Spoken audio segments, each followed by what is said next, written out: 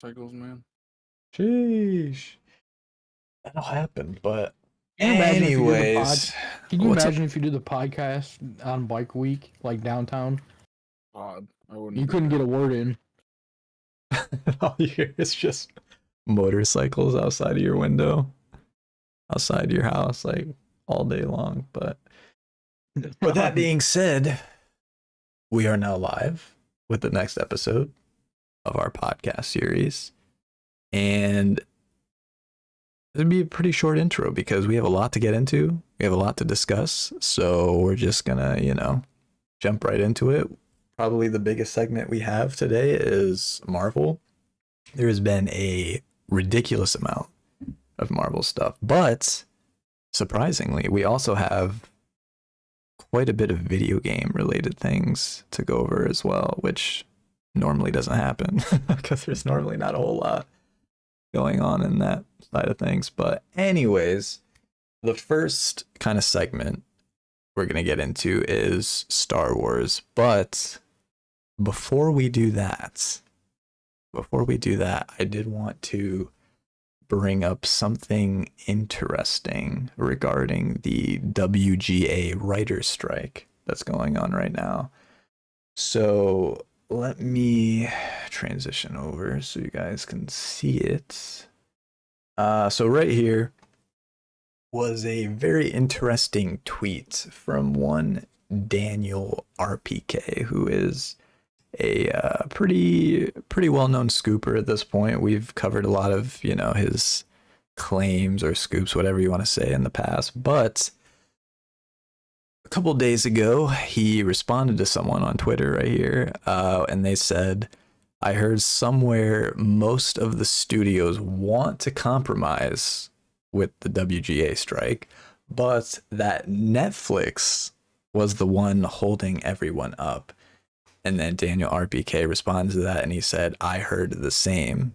Shame on Netflix. Give the writers what they want." So if this is true, that means that, or it sounds like most of the other studios are actually wanting to compromise and work out a deal with the WGA. But according to him, Netflix is the lone studio that is holding out and saying, nah, we don't want to, compromise. We don't want to give the writers, basically anything.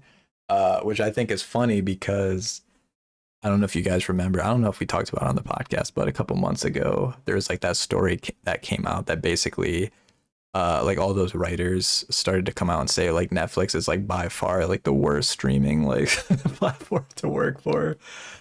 Just because they pay writers next to nothing, I guess. So yeah, that's a very interesting development, and honestly, if true, just yet another L to add on the pile of L's that Netflix has been accumulating over the past, probably ever since the start of this year or late last year. But yeah, I just thought that was interesting. I wanted to throw that out there at the start. Yeah, they're definitely not the only one, but yeah. Yeah, I think I don't think they're the only, even if this is, somewhat true. It sounds more like a scapegoat than anything. Yeah. Because most streaming sites are like that. Yeah, for sure. Unless they're big shows that are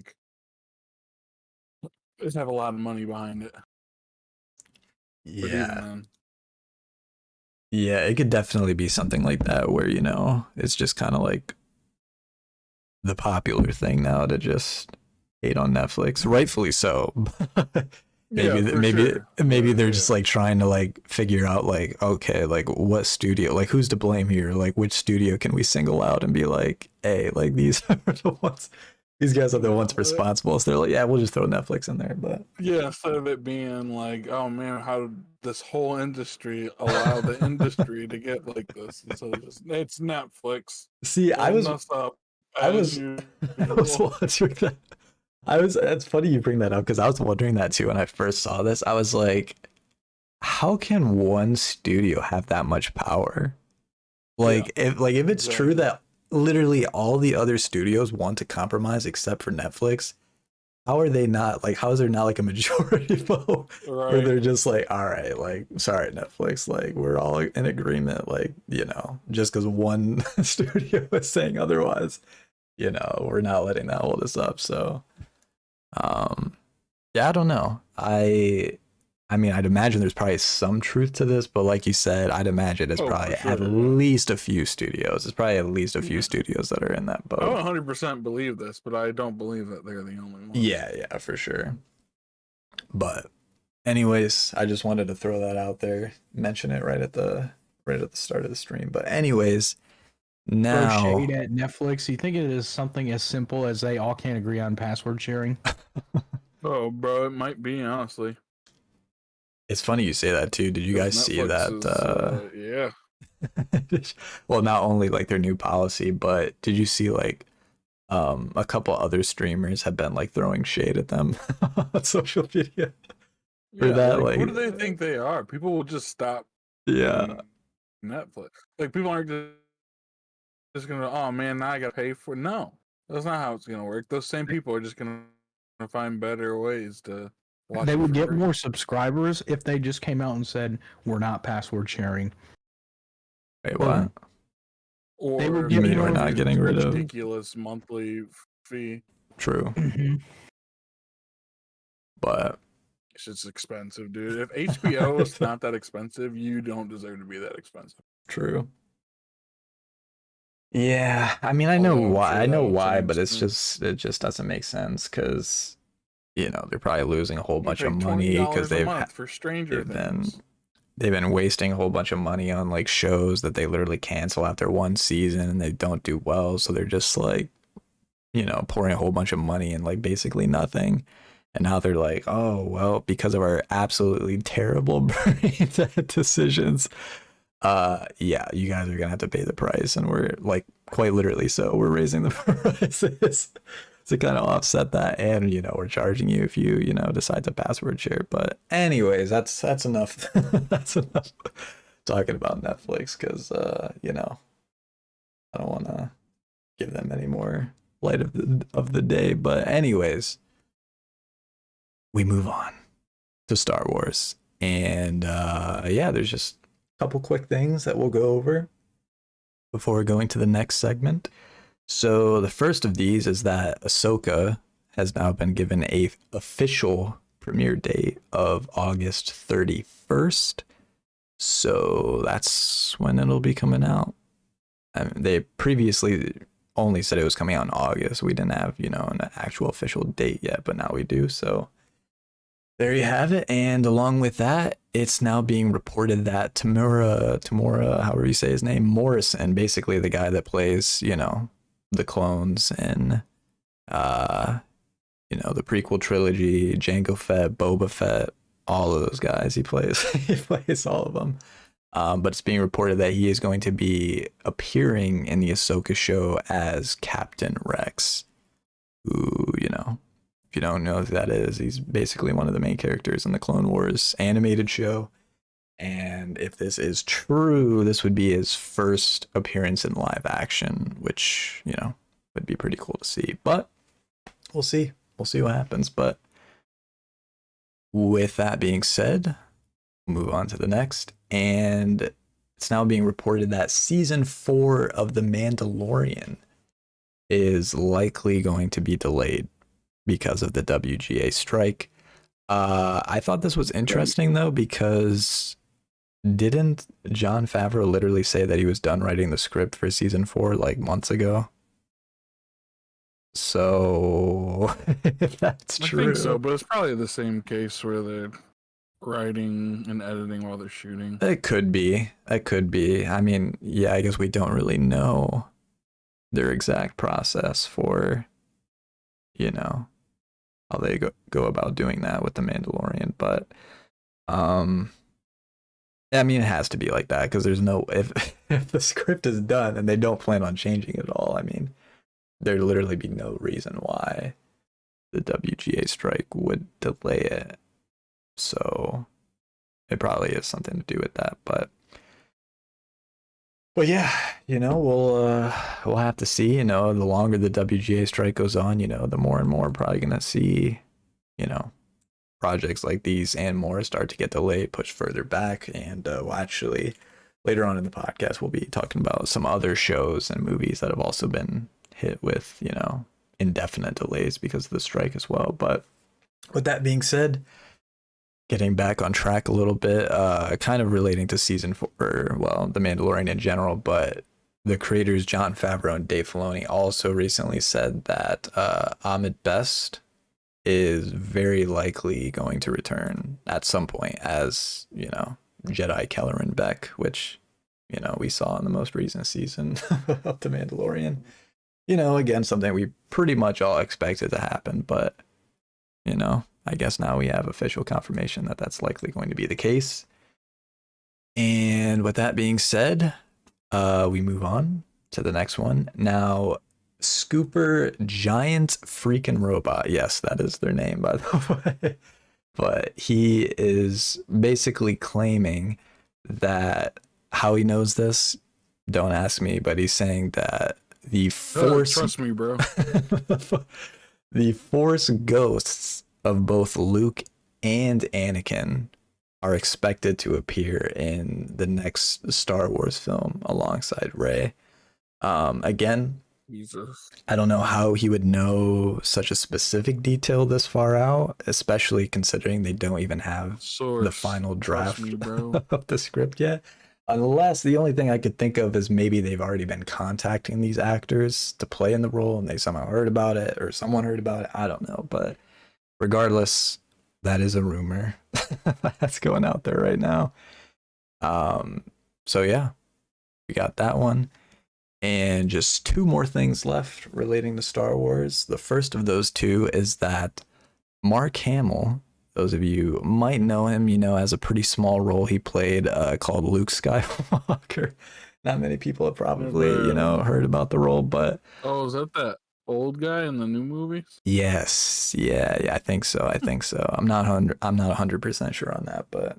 I thought that was Han Solo. Recently, he's in that new movie, Machine. All right, move it. Oh no. But no, he essentially said in a recent interview, like someone asked him, like, "Hey, we're seeing like we saw a young Luke, in The Mandalorian, like digitally de-aged and all that stuff," and someone asked him if he thinks that a Luke kind of like solo spin-off show or movie should happen, now that we kind of are in that era of technology, I guess. And he basically said that he doesn't think that those stories need to be told per se, but he said that if it does happen and they decide to make, like a Luke show like that takes place after Return of the Jedi type thing, that he would rather Lucasfilm just cast a younger actor rather than go like, the CGI route of like making a digitally de-aged Luke, with like a stand-in actor, something like that. Like he would rather them just basically just straight up cast like another actor to play Luke, or like a younger version of Luke rather. And yeah, I kind of agree with him. I kind of agree with them because I mean, it's cool seeing that, in like an episode or 2 of The Mandalorian, but to have an entire show like that, I mean, it's going to be tough to do. It's going to be very tough to do, but regardless, that's what he thinks about that. And the very last thing, which I think to me is the most interesting thing of all of these Star Wars related things that we've talked about, because this is something that I didn't even know about, which is saying something. But apparently how they acquired this, I have no idea, but there was a leaked transcript that was released online recently from a conversation that George Lucas and I can't remember who it was, one of the producers on the original trilogy for the Star Wars movies. It was like a conversation transcript of like, well, exactly that, a conversation they had regarding the ending of Return of the Jedi, episode 6. And apparently George Lucas his original ending for episode 6 was that Luke was going to turn to the dark side after Darth Vader died. He, I mean, they don't really go into full detail, but I guess like after seeing his father die, like he basically just lets the rage overtake him, and he's like, you know what, I'm turning to the dark side now. And then the movie would have I'm ended. an asshole like my father. Yeah. And then I guess the movie would have ended with him setting off to hunt down the rebellion. So yeah, I mean, I'd love to see an angry Luke because that's scary. But for I like sure. what we got. Yeah. Oh no, I'm trust me. I am really glad that they decided not to go don't this trust route. you, bro. What? Huh? Sheesh. But What is he saying? essentially, the reason they decided against that ending though was because it's funny. It was Like, bad. no, it's not even that. Like, apparently, the reason they decided against it was because Star Wars had kind of turned into like a franchise that had become very popular with children, right? And he just thought that that would be too dark of an ending for like a movie or a franchise that had become very very popular with.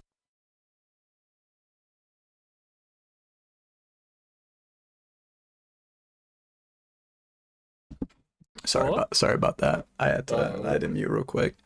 Um, but yeah, that was essentially the reason why they had essentially not decided to go with the ending, because I guess it was, the franchise had become more for kids or something like that. But yeah, I'm glad that they decided to go with the original ending, or I guess the ending that they decided to go with, because yeah, that would I don't know, just that would have been weird to me. But I do see the potential for it though, or kind of like the vision they had for it. But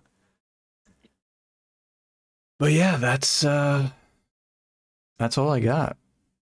So unless you guys have anything else, we can move on. Where do you find I do anything not. else? What? Unless you guys have anything else. Like to where add do to you that? find? Yeah. Where do you find All anything right. else? All right. All Here right. we go, dude. But all right, now we can we'll get into some TV show and movie related stuff if you want to take over, Evan. Nah, I'm good. I'm gonna let Brooks. Sheesh. You don't want me to take over. I don't know shit. I don't know anything, dude. Sorry, dude. I got it. All right. I'm moving on. You want me to say that name?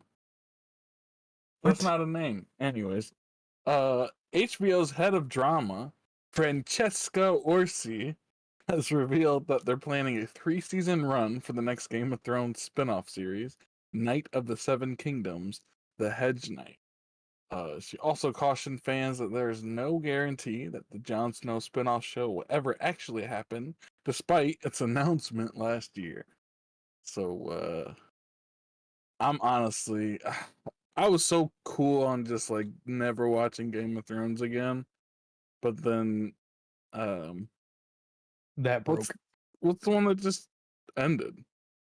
House I of the can't think of the Dragon? name. House of the Dragon. Yeah, then House of the Dragon. I was like, oh man, they got me again. But I mean, I really don't think. I hate that they're going back to the Game of Thrones well, because they fucking ruined it. Like, they're like making spin-offs like they nailed the landing on the original series. But hey, I liked it, so maybe this one will be good. I don't know. Hold on. Yeah, I don't know. I'm not really too familiar with like the source material for like the Hedge Knight or whatever, but like I knew a little bit about the House of the Dragon going in, but um I don't really know too much about that spin-off, so I don't really know if it's, Need to get Grant in here. He knows all about like that shit. idea to make a spin-off regarding that, but yeah, I mean, I guess we'll see. Uh, it's a breaking news. HBO is trying to make more money.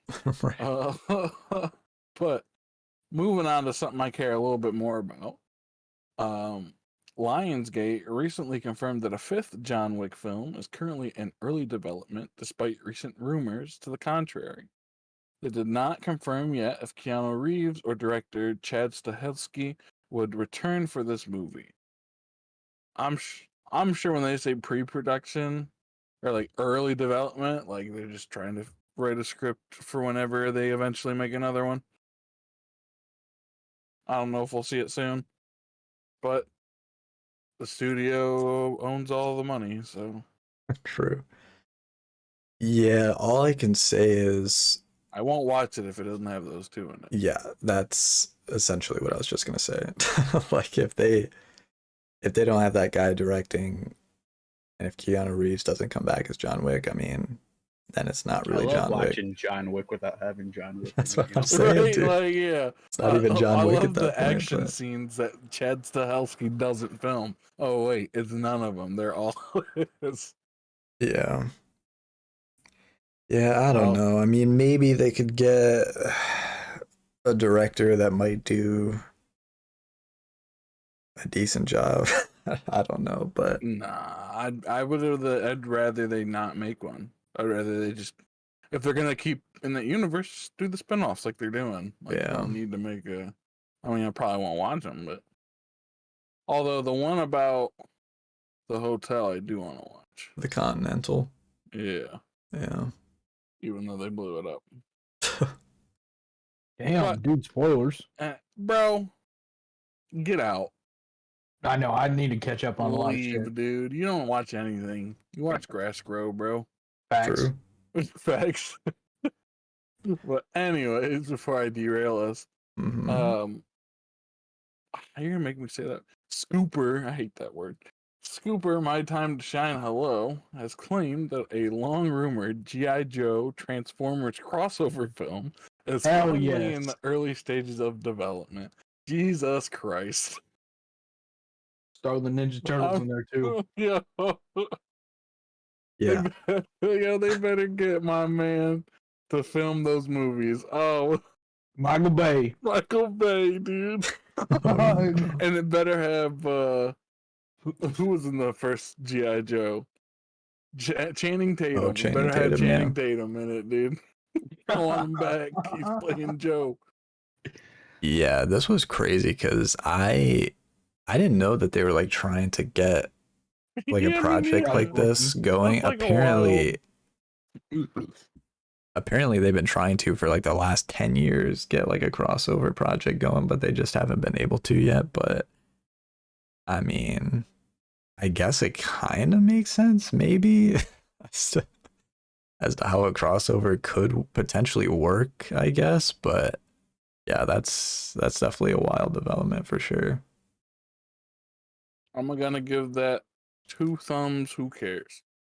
Anyways, but I will see, because I used to be a little excited about Transformers movies, and that went away. So we'll see Right. how this newest one goes, and then we'll go from there.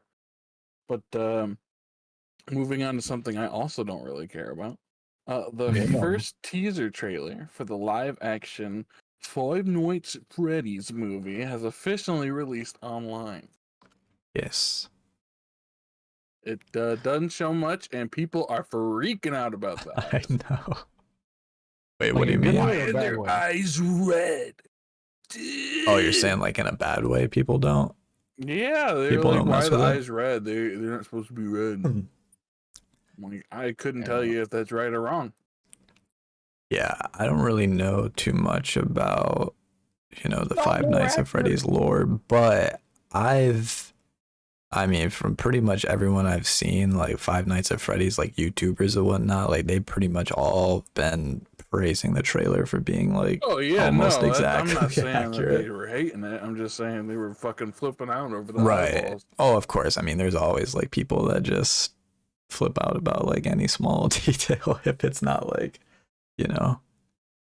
exactly, not even perfect compared to like what it's, being adapted from, but just like perfect in their eyes, like if it's not, then they're just gonna go crazy. But Man, screw Josh. He's out here rationalizing Yeah, shit. what the sheesh. fuck, Josh, dude?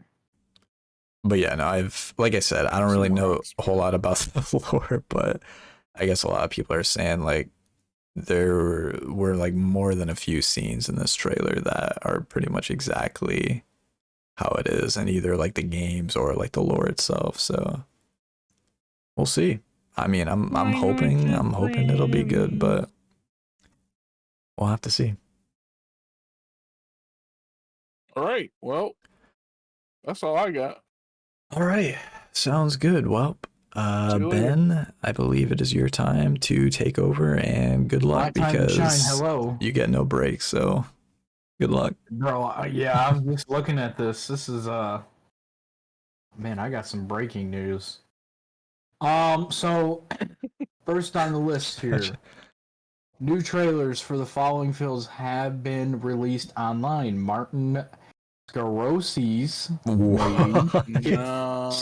Scorsese's Nah, hold on a Martin second. Scorsese. Scorsese, you madman. Oh, geez. See, I'm illiterate. So How do you that not makes sense. know who Scorsese? Continue. I apologize to anyone that watches this It's okay. ahead of time. But Anywho's go ahead. trailers for the Flower Moon, Mission Impossible: Dead Reckoning Part 1, Garth Edwards' sci-fi action film The Creator, and Uh-oh. Extraction 2 starring Chris Hemsworth, all released Crims. online. Sorry. No, it's my favorite actor.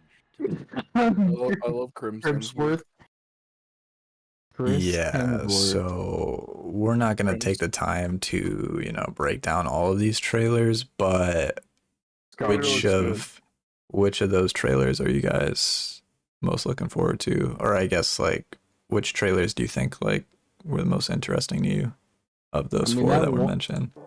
That one take sequence from the Extraction 2 looks kind of wild. So True. I haven't seen the first one, but it makes me want to watch it. Killers of the Flower Moon looks interesting, but I only say that so people think I'm smart because it's a Scorsese film. True. I am 100% with you on that, actually. But the creator, I do want to see. Yes. I like the actor, so I'll see anything he's in. It's got the actor in question is John David Washington is who he's talking about. Nope. But nope, Denzel Washington Jr. That's what I'm calling him. Sure. I guess. Even like you close your eyes, you even hear Denzel when he speaks. Oh, for sure. Yeah, he definitely does. But yeah, I think I have to agree with you. I'd say probably The Creator and Extraction 2 are probably the two, not even just from the trailer, but just like the two movies that I'm probably most looking forward to of those four that we mentioned. But yeah, I mean, they're all looking pretty decent. So, and again, I'm just kind of skipping through these trailers so you guys get the general idea of what they're about. But if for anyone that's watching, if you want to watch the full trailer for any of these, you can go look it up yourself and watch them. But there you have it. So moving on to the next bit here. Mhm. So there are some early reviews for Indiana Jones and the Isle of Destiny. Well, I hate to break it to you guys, but they've been pretty underwhelming. What? So right now, as it stands, it's around 50% on Rotten Tomatoes. Yeah. However, just saying. However, there is one film right now that's doing a lot better than this. Dude. And we got to talk about The Family, because Fast X is now out officially in theaters. However, it is currently sitting at the lowest critic ratings of the last 6 films, sitting at a 55% on Rotten Tomatoes. And I actually read a fun fact about this. This movie. Is that the fun fact?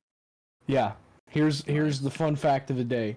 I read that in this movie they say family way more in this film than any other films they ever done. I can 100% confirm that is true. 'Cause I have seen the film, unfortunately. You Have you seen have? them talking about the movie, like on the red carpet and shit? They're like, we can't compare ourselves to Harry Potter. We're like Oh, yeah. we're like on a mountain on our own. I'm like, who told you that? Or like when Vin Diesel was like, I mean, we're the only movie where the people they leave the movie and you're like, can I get the ticket for the next one? Like, who told you I we did see do that, that, bro? actually. I did They're see that. lying. Yeah, I Nobody's promise you. doing that. I promise you, not a single person that watches this movie is gonna walk out and say, Talking you know about, we were what? doing that at our Let me get theater. the ticket for the next one. Let me see this again. Actually, Let me see this again. They were doing yeah. that at our theater, dude. It was not. Yeah.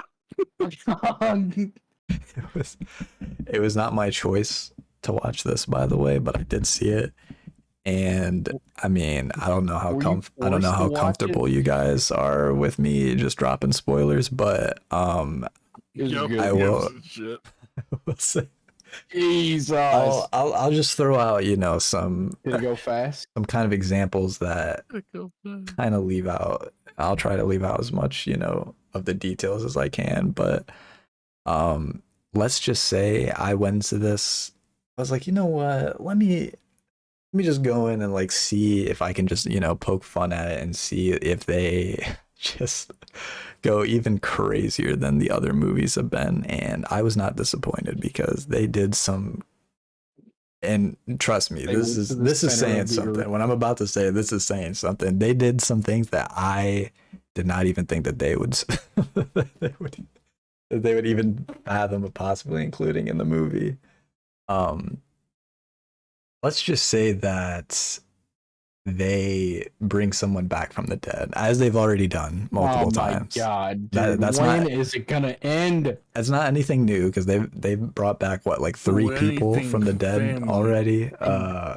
Including But resurrection. this Was it someone they brought back from the dead twice now? no, but I mean, maybe. I honestly can't even remember at this point, but let's just say it's it's hard to Paul believe. Walker. Let's It just is say it Paul is hard Walker. to believe that they are back from the dead. We'll just say that. But they are, and Vin they Diesel don't really came back? explain it, which, you know, that's fine. There was a moment towards the end of the film that really stuck out to me because let's just say someone gets kidnapped and they taken. were like, Dom, you know, like something's about to happen to him, like Ah. you gotta get there fast. And this The location Oh by the my way, is God, like dude. halfway across the world from where they're at, and they're I'm like, gonna drive.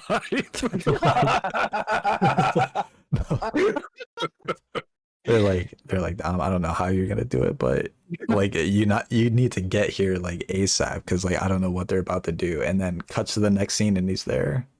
Like they don't explain how he does it. He literally just straight up teleports there and everything's fine. And he's just like just right in the conflict, you know, again. Yeah. Driving at Sonic the Hedgehog speeds. Yeah, I don't I know how they. I will say, the one kind of good thing about the movie is Jason Momoa as the villain. He actually did a pretty good job as. It was all method acting. Boom, baby. Fucking- I mean, it could be That's for all I him. know. I don't know, And, but or did he have a spear or a trident? no, he did not. Did anybody shit on his bed? Yeah, Amber Heard. Actually, yeah. Actually, no, you- Okay, breaking the fourth wall. But no, I mean, I could sit here and literally just name you like every other scene of the movie and why it's just absolutely ridiculous. But you already what was know. some of the big You already know, I locations don't have to say. that they go to? What's that? What were some of the big locations that they went to in the film? The moon. Brother, I don't even remember, dude. Like they literally go to so many places in like the blink of an eye. Like they just teleport wherever they want to go. I know Portugal was like where they end up at the end of the film, but Portugal. I don't even know. So there you have it. Yeah, my mind is gonna be blown watching the Fast Family again, dude. You're I gonna be don't even thinking know they went something. to I don't know what you're space gonna be the thinking, last but film. I feel like we've already talked too much about Fast and yeah, we Furious. definitely did. We should definitely move on because I don't want to talk So- about it anymore. All right, let's move away from family. Let's divorce this family. We're actually going to transition now to the MCU news. And some rumors here. First on the list, Marvel has officially confirmed that Loki Season 2 will premiere October 6th, and that all episodes of Echo will release at the same time on November 29th. So do you think they did this on purpose because, like, not a lot of people will be invested in Echo, so they were going to drop all the episodes at once? Read the next story and we'll get into that. Okay. Oh, okay, that makes sense. So John Rocha revealed that in his latest podcast that, according to his source, Kevin Feige was very unhappy with Echo. Oh, Jesus, here we go. Ultimately forcing them to reshoot almost the entire thing. He explains that the biggest reason why the show was delayed, this is why it's been delayed over a year. So yeah, the biggest reason why I think that they're probably going with the just release all the episodes at once, I mean, there's really two reasons, right? Or there's two possible explanations. The first is that they just want to try out a new release method, right? And see how it goes. The second, which unfortunately I think is probably the right one, is that they just have like little to no faith in the show. And they're like, you know what? We don't think people are going to be that interested in this, but, you know, we've already filmed this twice now. And, you know, we can't just do nothing. Like, we got to get it out there. So we're just going to drop all the episodes at once. That's what I think there, you know, was the reason for this decision. But I mean, again, it's really just speculation at this point on my part. We don't know for sure. I will say that Disney did say that this was not true when asked, but again, I mean, of course they're gonna say that. Like, they're not gonna be like, oh yeah, you know, we don't think the show is gonna do that well, you know, we already had to reshoot basically the whole thing. Like, no, of course they're not gonna admit that. So we'll see what happens. But I have heard, though, a little bit of good news relating to that. I have heard that I've seen a lot of insiders are saying that it is going to surprise people, just because like people are like expecting nothing from the show now, but apparently it's might actually be surprisingly decent. But we'll see. So jeez. Okay, so transitioning to the next one. Alex from Cosmic Circus claims that Jonathan Majors' MCU future as Kang will become clear by the time Loki Season 2 ends. He claims that they had reshoots for the show almost immediately after Majors' incident happened a few months ago, which makes sense, but what if they just recasted Kang or Jonathan Majors all together because he was a variant of the variant? I mean, I feel like there's just so many directions they could go with it, honestly. Whether they recast, whether they just decide to go in a different direction entirely, which we're actually going to talk about with this next topic as well. But it seems like most insiders agree that we won't know for sure what their plans are for Jonathan Majors as Kang until either like by the end of Loki season 2 or like shortly after that. So I'm assuming, you know, something's going to happen in Loki season 2 that's going to clear it up, but which again might be further evidenced by the fact that they were rumored to have done reshoots immediately after said incident happened a couple months back. I mean, you can read into that as you will. I mean, could that mean that they're they shot like an alternate ending just in case, something happens, or if they just, did that to just straight up change the ending. I have no clue. But either way, it doesn't sound like we'll know for sure until the show comes out what their plans are for him. But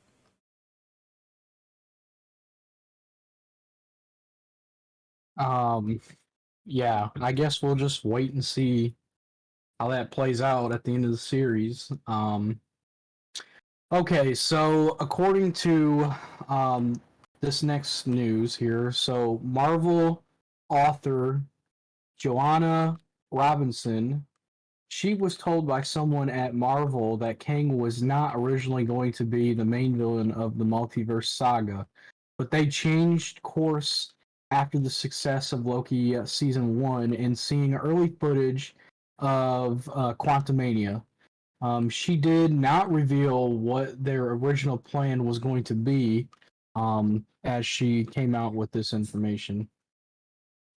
So yeah, that's interesting. so yeah, I was definitely, well, not shocked, but like a step below that, because like I always figured that, Kang was always the plan, like after Endgame. Like I thought that was like always like their original, like I guess like big bad of the next phase, but apparently that was not the case. Apparently they had someone else who is going to be, the next villain of the multiverse saga. But then, as Ben said, after seeing the early success of Loki and some like the early unedited footage of Quantumania, they're like, hey, you know what? Maybe we should make this Kang guy the actual, big bad of the multiverse saga. But I don't know. And the other part of this too is that now that we know this, it kind of makes me think that they might just not even bother recasting Kang if something ends up happening with Jonathan Majors, right? So Doctor Doom kill them all. Yeah, I feel like they literally just might go back to what their original plan was, whatever that is. Like I said, I don't know. Like maybe it might be too late now to do that, considering what they've already set up so far. I don't really know. Like they might be able to find a way to work around it, but I mean, either way, this is now looking like another possibility for them, because I just thought like there'd be no way that they could do anything but recast Majors in a situation like that. But now that we know this, I mean, maybe they don't even have to recast him. Maybe they just go with a different, villain, but we'll see. But we will.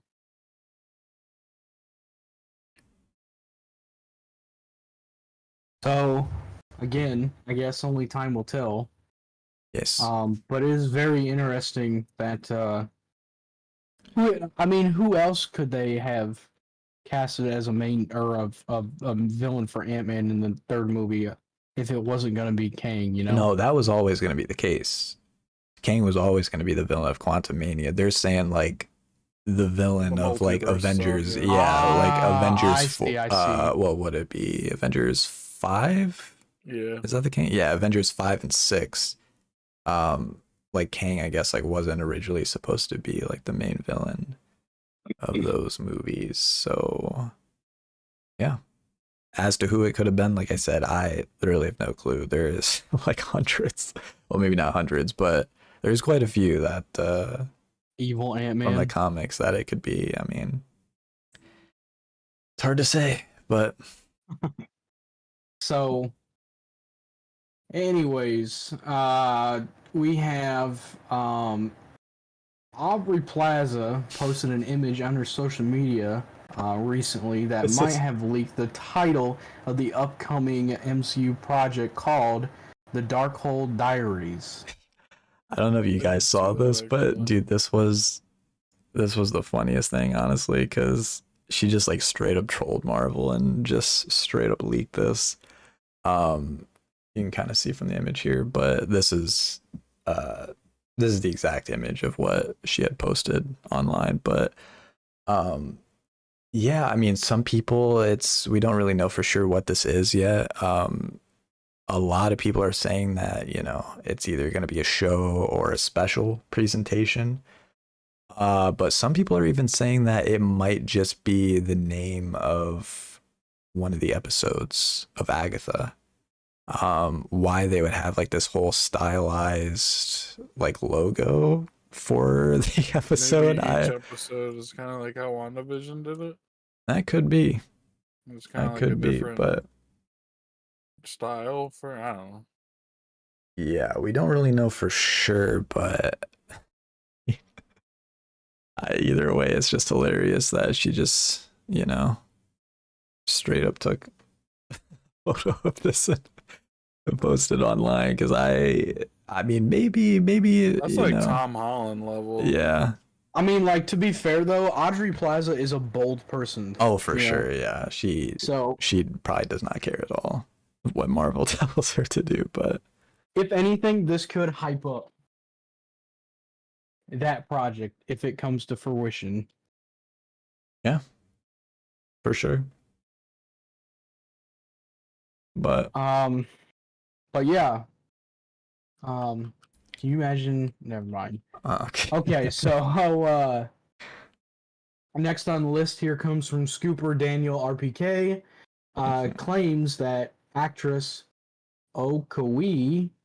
You're really gonna... Okay, hold on. Yeah, good luck with this one, buddy. Good luck with this one, because I can't even say this. Powaliski. What? Poke Wiley. It's this name right here, chat. For anyone wondering, this is what he's trying to say. O has been cast as the main villain in the Agatha series. The leader group of witches called the Salem Seven, who go to Westview to seek revenge against Agatha. So this like rivals Sinister Six because they're the Sinful Seven or whatever the case is. The Magnificent Seven. But yeah, no, I know like literally next to nothing about this group from the comics, which is saying something. But yeah. Can you imagine if the part of that witch gang, it was the Hocus Pocus sisters? Okay. All right. Anyways, maybe that's a good segment to go into. This news by James Gunn stated that it was very difficult finding a way to work Adam Warlock in the plot of the Guardians of the Galaxy Volume 3, but he felt pressured to include him after setting him up at the end of Volume 2. He didn't reveal if it was He didn't reveal if it was pressure from the studio or self-imposed pressure, which I can understand that. I don't know myself exactly the backstory and story around Adam Warlock, but he just seemed pretty awkward in the film. Yeah, so I think this comes off the heels of a lot of people saying that Adam Warlock kind of felt shoehorned into the movie. Like he just didn't kind of really go with the rest of the plot, which I didn't really see that. I mean, sure, like you could kind of see like they just kind of threw him in there in some places, but I thought like overall it kind of like worked with the story in my opinion. But apparently, according to Gunn himself, like that was by far the most difficult part about writing the film, was trying to figure out a way to get Adam Warlock into the plot. And if it was like scripted, I'm sorry to interrupt, but if it was like scripted at the end of the movie or a part of the movie where he was questioning like why are you guys doing this for me after all the things that I've done to you? If it was scripted and rewrote where Adam Warlock goes to help Rocket defeat the creator, or not creator, but the High Evolutionary, that would have been so much more satisfying rather than just have him be sidelined after that one or two line at the end of the movie. Yeah, I mean, because I think it's a cool full circle for his character though, nonetheless, because like he goes from literally attacking them and almost killing Rocket right at the start of the film to literally saving Peter Quill's life at the end of the film, right? So I feel like in terms of that specific character arc and, you know, progression as a character, I thought that was cool. But yeah, I get what you're saying. Like they definitely could have found a way to give him a little bit more to do towards the end of the film. But I mean, it is just his introduction, you know. I'm sure he'll appear in other stuff down the road, but and in that spoiler alert, if you guys have not seen it, I know you two have, but that final cameo that was at the end of the credits before the credits rolled, or after the credits rolled, was he included in that new team? Who? Adam Warlock? Yeah. Adam Warlock? Yeah. He was? Okay, Yeah, that's he was what I there. thought. I just couldn't remember offhand. Yep. He was indeed there. Hopefully it starts to shape up and mold to whatever that pans out to be. And whenever we see... With however much time they spent together, it looked like there was already a pretty good change to the character. Yeah, for sure. You could already tell like he was like very philosophical. Yeah. Like more like in that post credits scene. Yeah, So didn't he talk about some kind of French band or something? Like, Yeah. I can't remember what it was, but it was something like that. Which I think is funny too, because a lot of people were upset. They're like, oh, like why did they make Adam Warlock such like a big, or why did they make him act like a big dumb baby in the movie when he's supposed to be like an all-knowing, like super smart, intelligent being? I was like, did you not watch the movie? Like it's because they took him out of his cocoon too early, dude. Like he's not fully mature yet. Of course, dude. I don't know, but I thought it worked well enough in my opinion, but. So there was a little bit more of Guardians news that came out this week. Well, since the last podcast. This is interesting. I want to see what you guys this is go. very interesting, and I've seen this for a couple of weeks now circulating the internet. So James Gunn came out and confirmed that the High Evolutionary did not die at the end of the movie, but that Drax saved him before the ship exploded, which I can't recall, but if I look deeper into it, you probably see it maybe. We'll talk about that, but go ahead. Yeah, but now he is in prison on Nowhere right now, as it's confirmed by Gunn. There was a deleted scene that explained this, but Gunn said he ended up cutting the scene due to the pacing issue. Yeah, so the deleted scene, and by the way, he said we are going to see that deleted scene eventually at some point. But the deleted scene in question was basically just showing him imprisoned on Nowhere. But in the movie itself, like for like a brief, like half a second, do you remember the scene at the end where like they free off like the animals and the creatures and whatnot, and you see them all like running out of the ship like towards Nowhere? Mm-hmm. Do you remember that scene in particular? Well, apparently, like in the background for like a split second, you can actually see Drax carrying the High Evolutionary.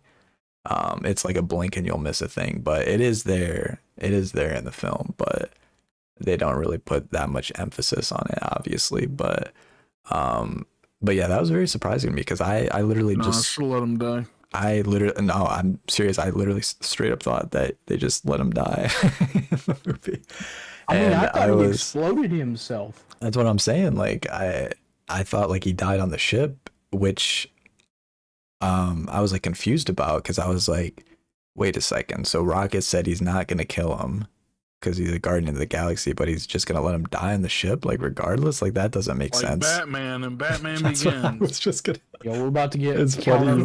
It's It's funny you brought that up because that is the exact thing that came to my mind when I saw that. I was like, that doesn't make sense. I was like, oh well, Batman, he did do that in Batman Begins. I guess that maybe was his thought process, but no, I'm glad that he cleared this up because this definitely does make a lot more sense.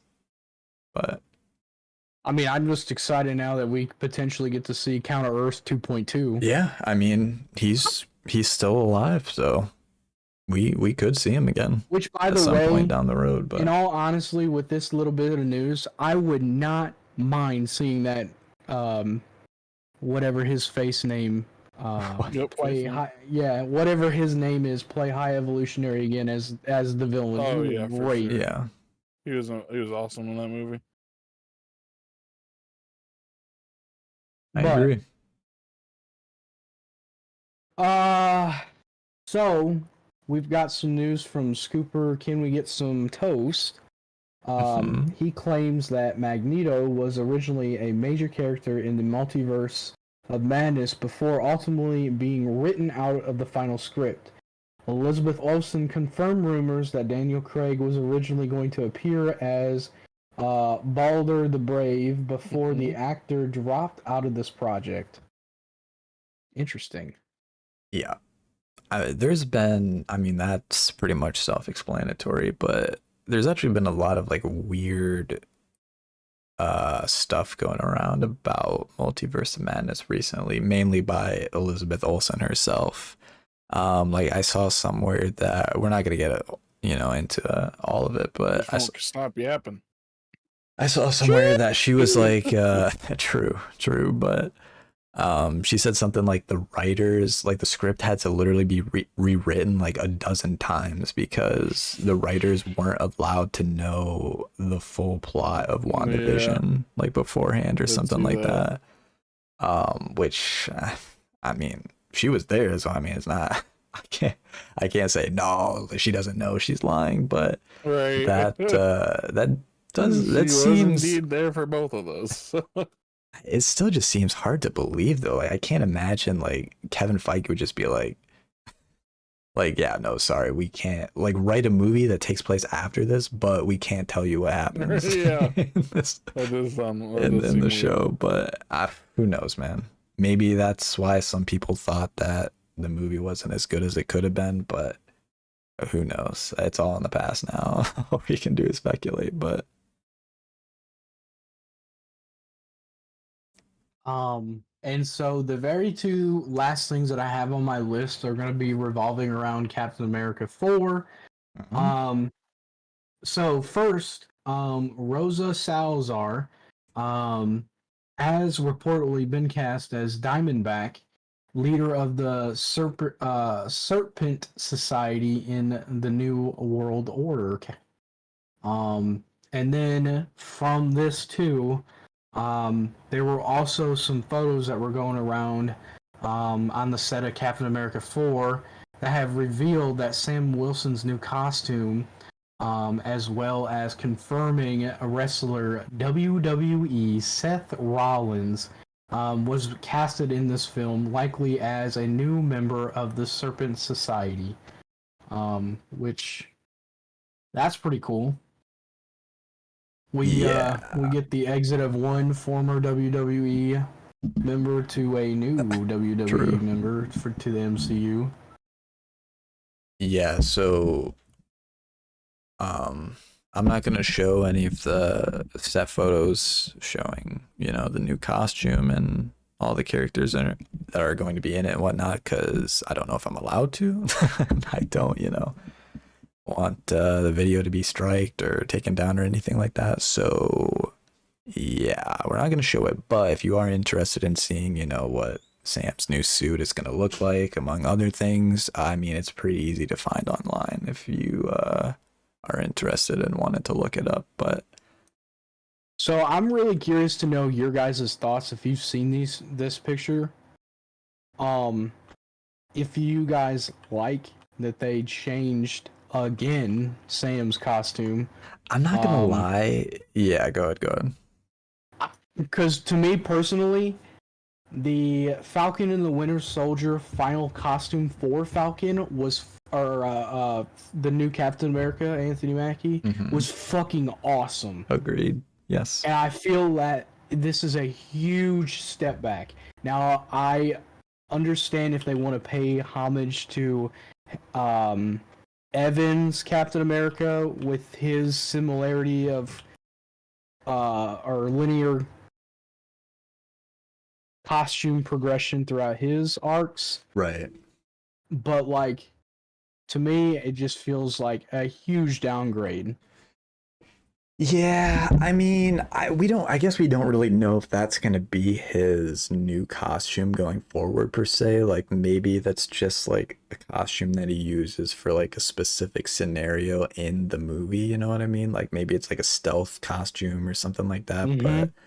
But yeah, I do agree. If this is his new costume going forward, I feel like it is a little bit of a downgrade compared to the costume he had in the Falcon and the Winter Soldier, at least like his final costume at the end. But because that costume is basically straight up from the comics, like it's as comic accurate as you can get. But I don't know, we'll see what happens. But I've read somewhere too online about this new suit is supposed to be specifically designed to be an all vibranium suit.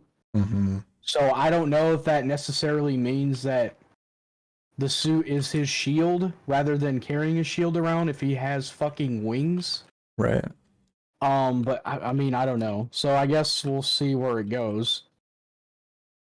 That is true. That would kind of make sense, though. They like use the vibranium shield and repurposed it into something else. Right. Mm-hmm. But sirs, that's all I have on my list for y'all. All right. Sounds good. So I will get into two quick things of news real quick that I literally had to add last minute because I forgot to put it in either of your scripts. Still Marvel related, but the first of which is Scooper Jeff Snyder is claiming that Ant-Man 3 Quantumania writer Jeff Loveness is now reportedly off the project of Avengers Kang Dynasty. So for those of you that don't know, they announced, I think like a year ago or something like that, that he was going to be writing Avengers Kang Dynasty, but now, according to Snyder, that is not going to be the case anymore. He did not say whether he was fired or whether, he left on his own, but I mean, I think we all know what the likely answer is. It's that bitch got canned. He's probably fired, and I hate to say it, but it probably was because of the kind of, well, I'm just gonna straight up say it, the failure that Quantumania was. And that's not to say the movie itself, Ant-Man in terms of it being, what they wanted it to be was a failure. It's just that in terms of the box office, it was a failure. And, quite a few fans would also say that the movie itself was also a failure. So I don't know if that played a part in him, potentially being let go from this project, but I'd imagine it probably was. But, we'll find out for sure probably soon enough, once by the time the next Comic-Con rolls around in July. But anyways, with that being said, Snyder also, along with this, said that Marvel is looking for an experienced MCU director for Secret Wars. And the three names that he threw out there were Jon Favreau, Ryan Coogler, and Sam Raimi. So according to him, it's probably going to be one of those three that ends up directing Secret Wars. Apparently, the director of Kang Dynasty, Destin Daniel Cretton, who also directed Shang-Chi, apparently he's been trying his hardest to get the studio to allow him to also direct Secret Wars, but they keep telling him no because, according to Snyder, they want two different directors for both of those projects. So, yeah, I guess, like I said, we'll probably find out soon enough once the next Comic-Con rolls around and they, give some more updates on the slate and whatnot. But this is gonna be it. What's up? I'd be super down for Coogler or Raimi. Yeah, I but think. Honestly, all three of them would have down for Favreau. Yeah, I think it would honestly be almost poetic to have Favreau direct just Right? because Right. he directed Iron Man, which was essentially the first MCU film, and to also have him direct, well, it's not going to be the last MCU film, but it's going to be the last film of like the current MCU as we know it, right? Um, at least according to rumors. And also, So he's just a good director. yeah, for sure. He did mention the only thing that might prevent him from doing the project is his commitment to Star Wars right now and like The Mandalorian. That'd be the only thing that might cause conflict with his ability to direct the movie, but I mean, we'll see, because I think the movie is at least like 3 or 4 years away. So, but yeah. With that being said, the very last thing I have before I let Evan take over here is Scooper, My Time to Shine. Hello again, Scooper. We've talked about a lot of her claims and scoops, I guess, in the past, but quite literally just a couple hours ago, earlier today, she had 2 pretty crazy claims that are kind of going wild on social media right now. The first of which is, well, as you say right here, Can We Get Some Toast said that in the Ironheart show, the Hood is going to be stealing tech for Mephisto. The question is why, and then my Time to Shine Hello says that Mephisto in his human form owns a tech company in the show and I guess the MCU in general, but Industries, dude. honestly, probably. QANG. Very well might be the case, but anyways, the other thing was this right here, which again, this has been rumor for a while now, but I guess she just further backed up said claims, and she says that after Daredevil Born Again, the Punisher will be getting his own show. God damn, let's go. Let's go. Hey, John Bernthal, right? Let's get yes. it. Better be. Oh yeah, they confirmed that he's coming back already, so yep. Gonna be pretty cool to see, but Better not do him dirty. Yeah, I hope not. I hope not. I say I hope not because I don't have faith in Marvel, but just because we really haven't seen what their version of, a rated R or TV mature rated project looks like yet. So we don't really know. Brutal. We don't really know how much free reign they're gonna, give the creators to do what they want. For those type of projects yet, but we'll see. We'll see what Billy happens, but I do have high Returns, hopes. Part 3. What'd you say? Billy Returns, Part 3. All right, well. But yeah, that's all I got. So Teamed up with Kingpin. whenever you're ready, Evan, you can take over. Okie doke. Cooper, My Time to Shine Hello is claiming that Adam Driver, Margot Robbie, Paul Mescal, and David Diggs have officially been cast as the new Fantastic Four. Yes. Other Coopers have also been backing up these claims the last few days. Yeah, this is probably, of all the stuff we have and will talk about for the MCU, this is probably like, the biggest, I won't say news because it's not obviously confirmed yet, but it's probably like the biggest thing that's come out over the last couple weeks.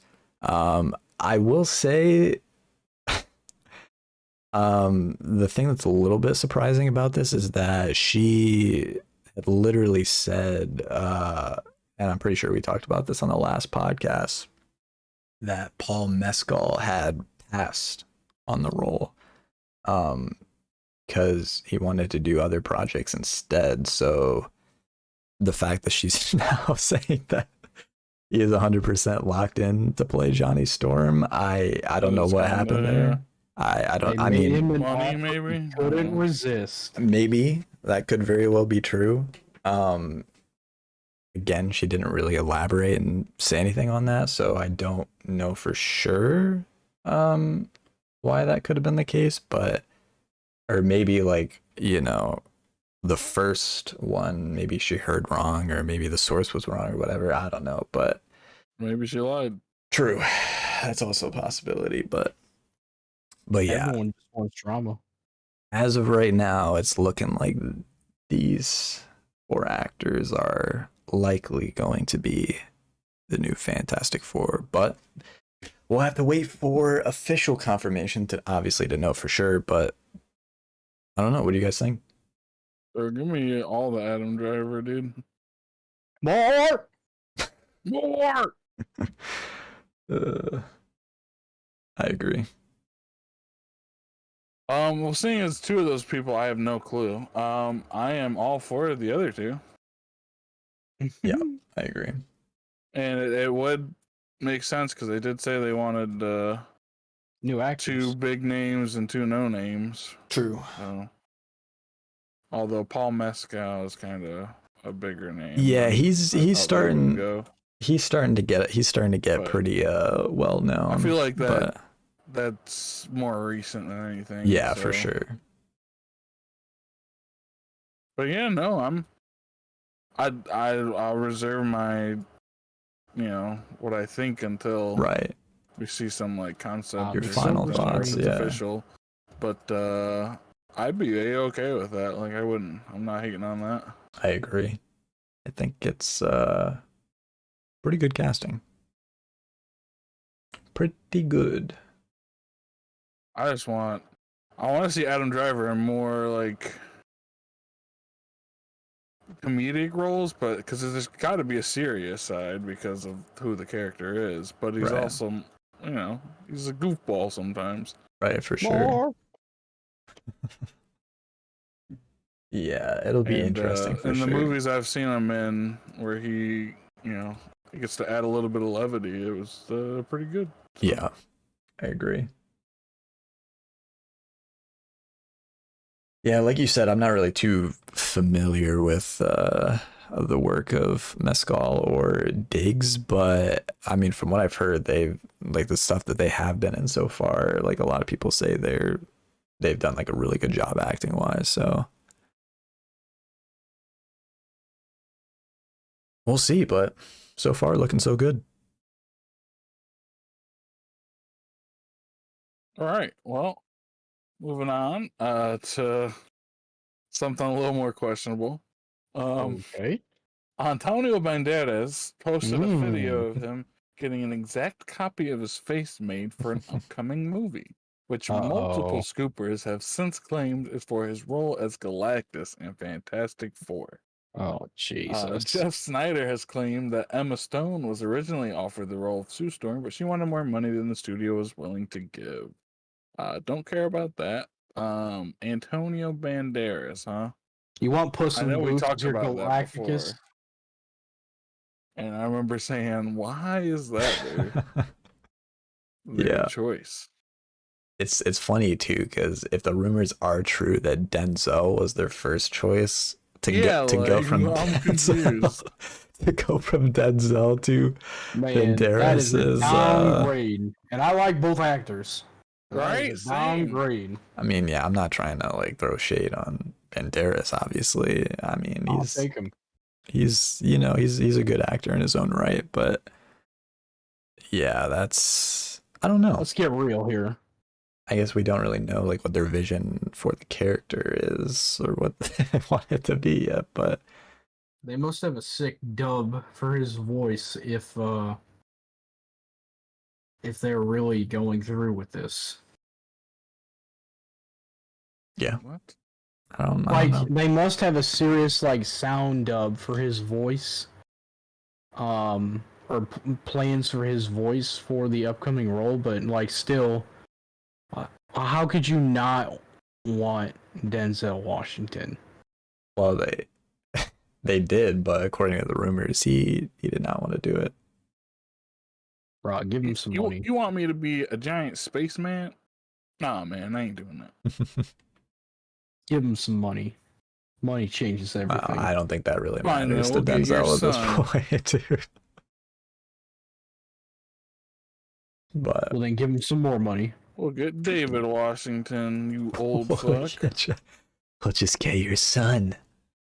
And you'll have to join us, imagine. Yep.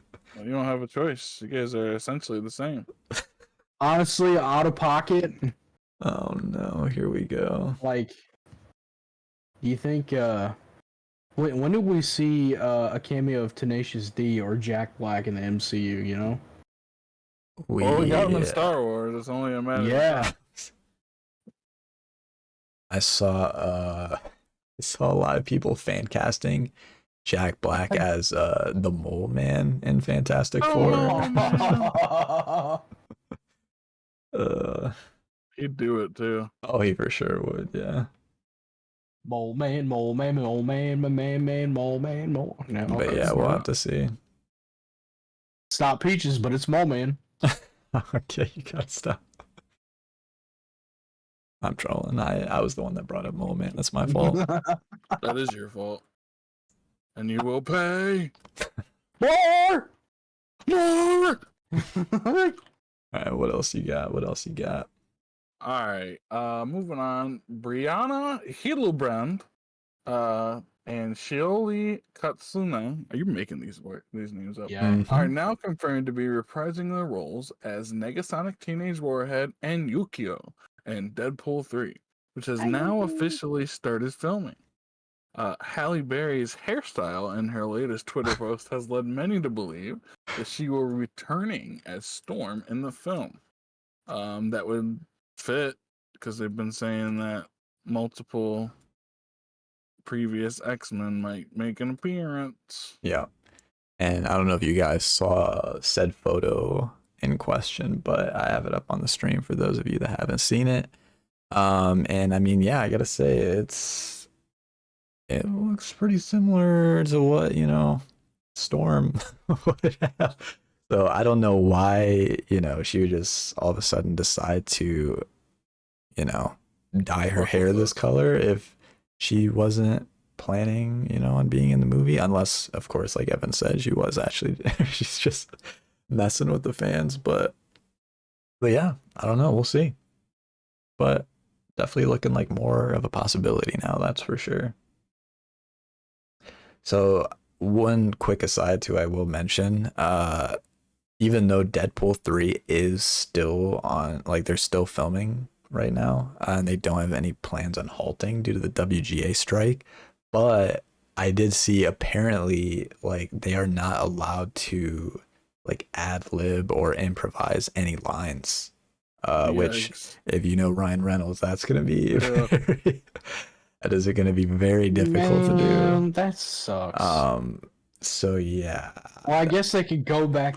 For sure. Yeah, they can always do reshoots but yeah, I'm just hoping all this WGA stuff gets cleared up, and the studios actually pay them what they're worth, and we can get back to be a thing, Yeah. Be responsible, guys. That's cap, but yeah, come on, you guys are stealing from us. That's what they're saying. I mean, I could make the argument that they're stealing from us for making us watch these television shows, even though we're paying $20 a month, dude. Sheesh. You think there's a chance Deadpool and Wolverine go back and revisit Morbius? Just for like a brief second. Dude, I thought you were actually about to cook up a real question for a second, dude. I should have known. Right, imagine. No, I'm just out of here with the out of pocket commentary. True. That is correct. Okay, moving on. Wonder Man and Thunderbolts are now the latest MCU projects to be put on hold indefinitely due to the WGA strike, despite both projects previously reporting to be unaffected by it. So, I thought I read something the other day that Thunderbolts ended filming.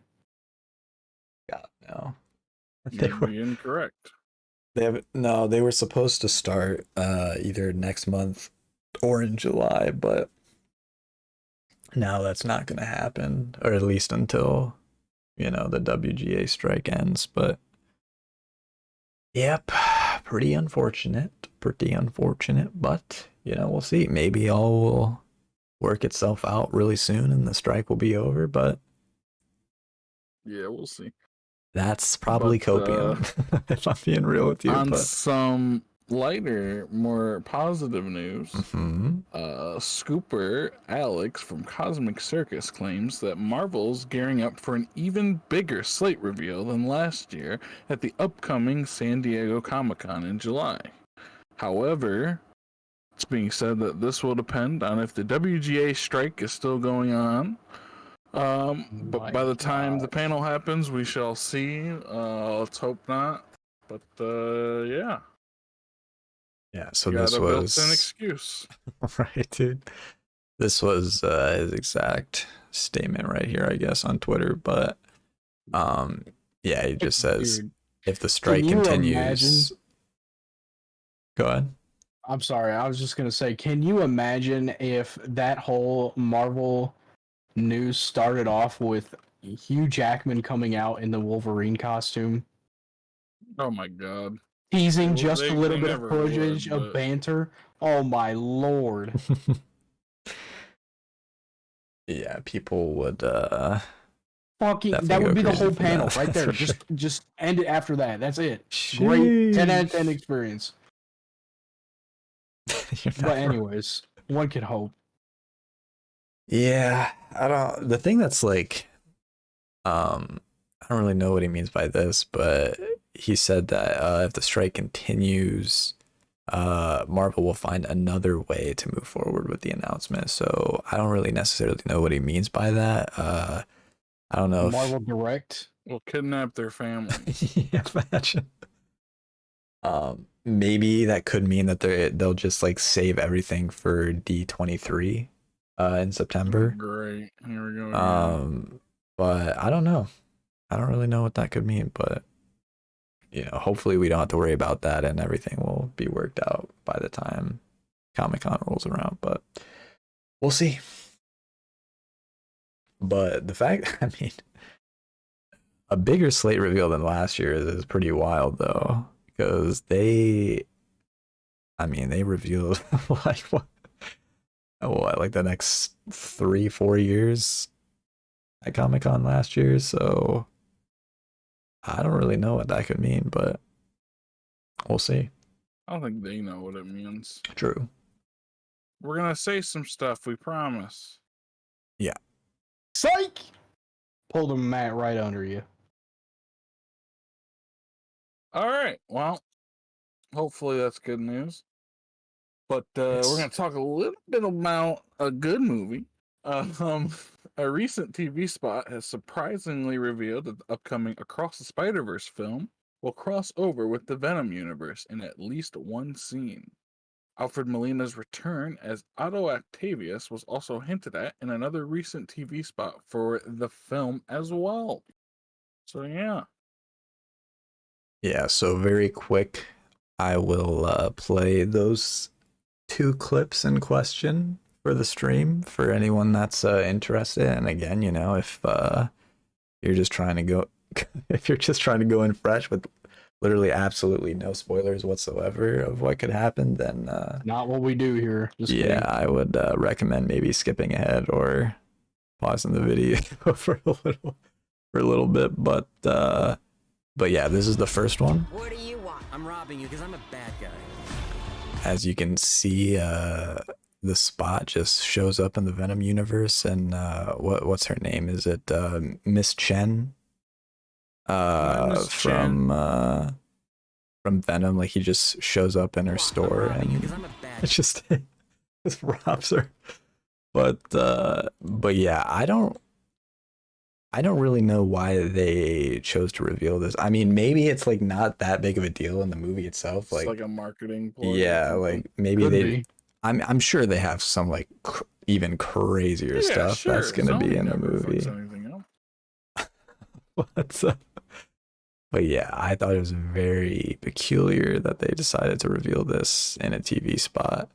No pun intended. But anyways, moving on to the other one. As you can see right here, it's only a couple seconds long, but you can hear Alfred Molina saying, "Hello, Peter," from Hello, Peter. as Hola, Pedro. as the animated version of Doc Ock is shown in the background right here. But I feel like, I mean, I could be wrong, but I feel like this one in particular might be a misdirect because they literally took the exact audio from No Way Home.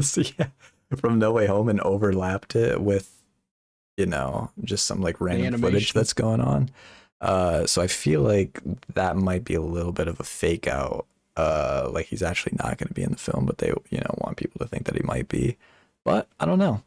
I really don't know. Well, we'll know for sure when the movie comes out this week. But yeah.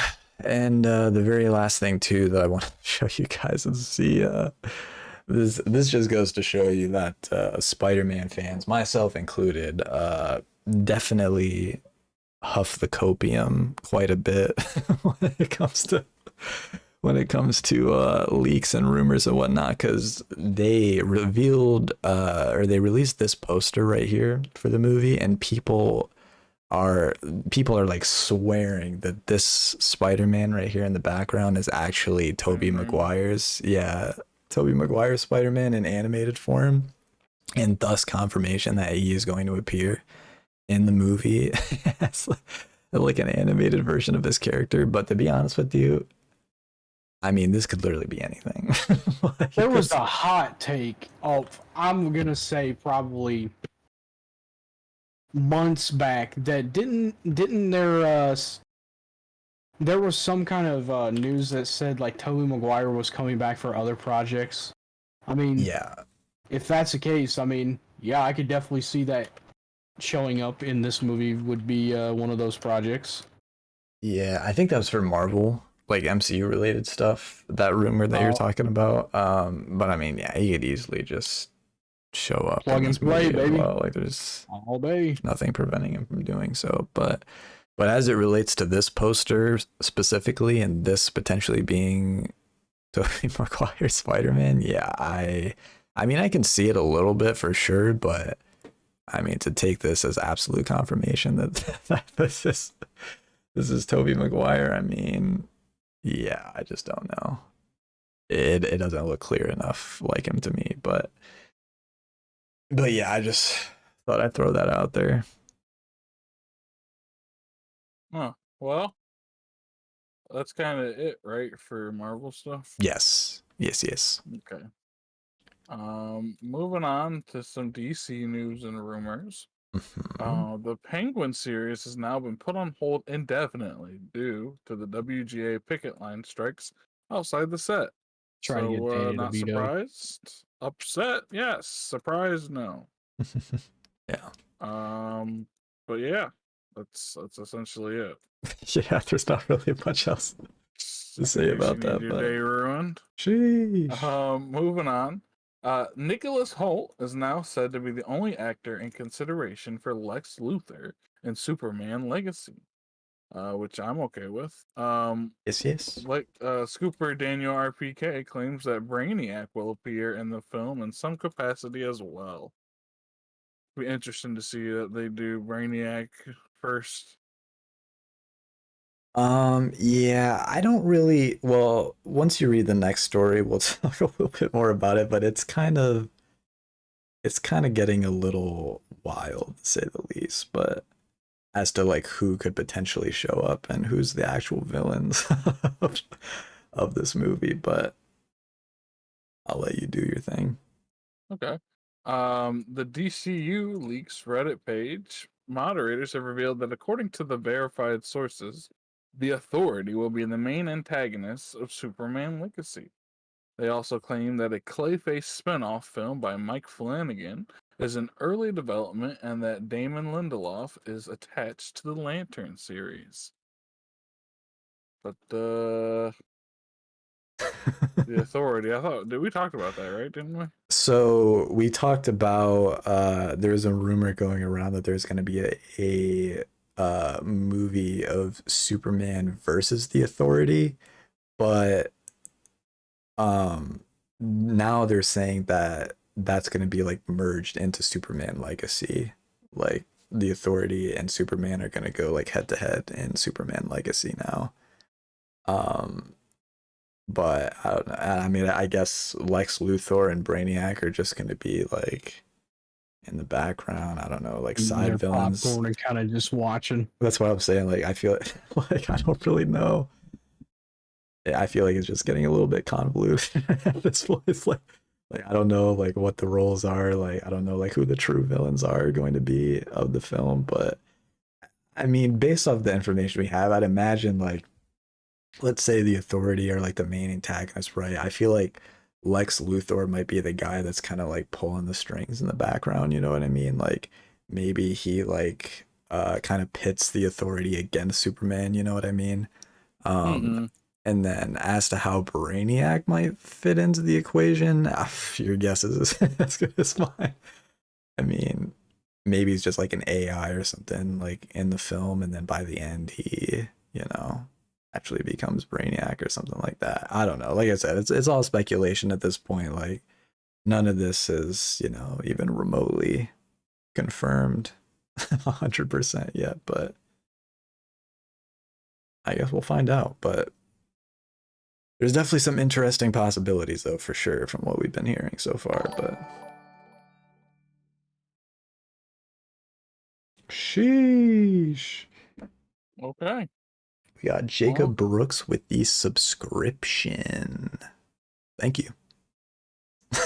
Is he still in the call? Oh yeah, he is. No, it's somebody else. Imagine It's a fan. Actually, that's if you are here. Could you imagine the odds? Like it actually is like someone else, like with the exact same name. That'd be wild. Anyways, but I got one last thing here. You got one more in you. Yeah, a little bit. Yeah, I'm just chilling, but it took me forever to find out where you were. Oh yeah, you should have just asked. I would have told you. It's okay, I got it, dude. I'm chilling. Sheesh, better late than never, I guess. Okay.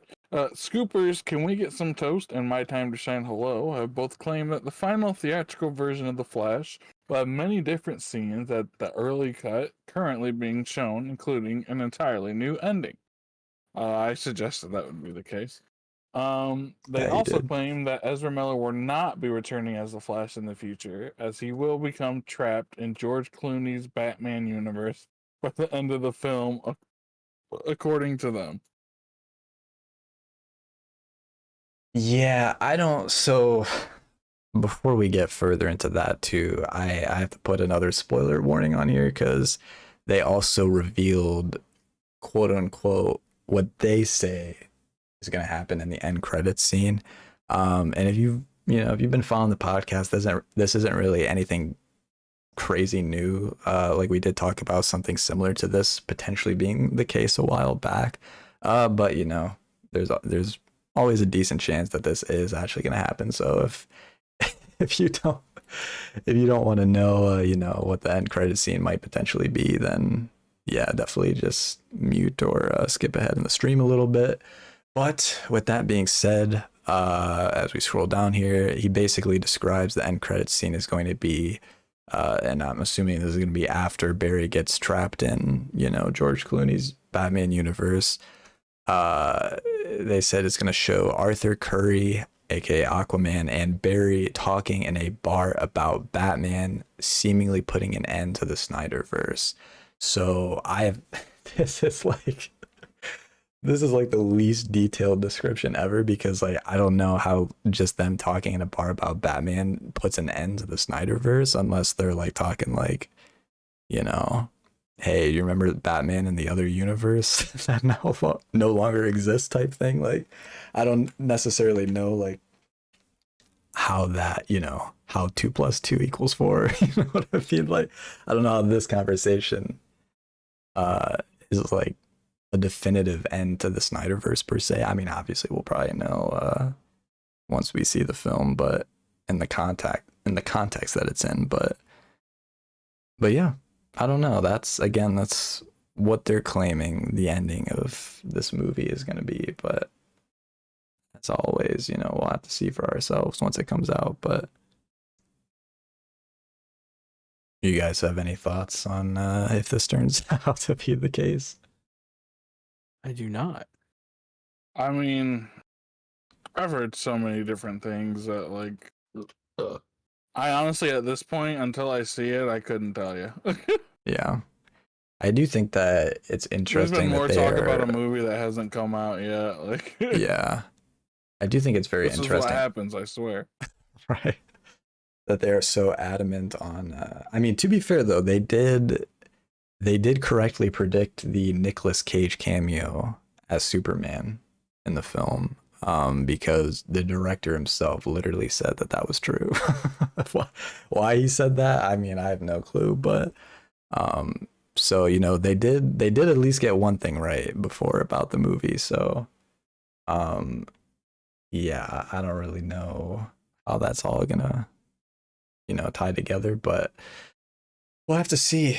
And the other quick thing I wanted to bring up too about this movie that I just thought of was that they were initially projecting, I think, like somewhere around like $150 million for like the opening weekend of this film, but now they're only projecting like 70 million is like the most recent projection, which is in their estimates would be a colossal failure for the opening weekend, which I think is, you know, it's not set in stone yet. We'll have to see how, you know, it actually ends up doing at the box office. But if it does do that poorly, I'd actually be pretty shocked, because number one, like their marketing budget for this movie is insane. Like literally everywhere I look, there's like a trailer or like someone talking about the Flash. Right.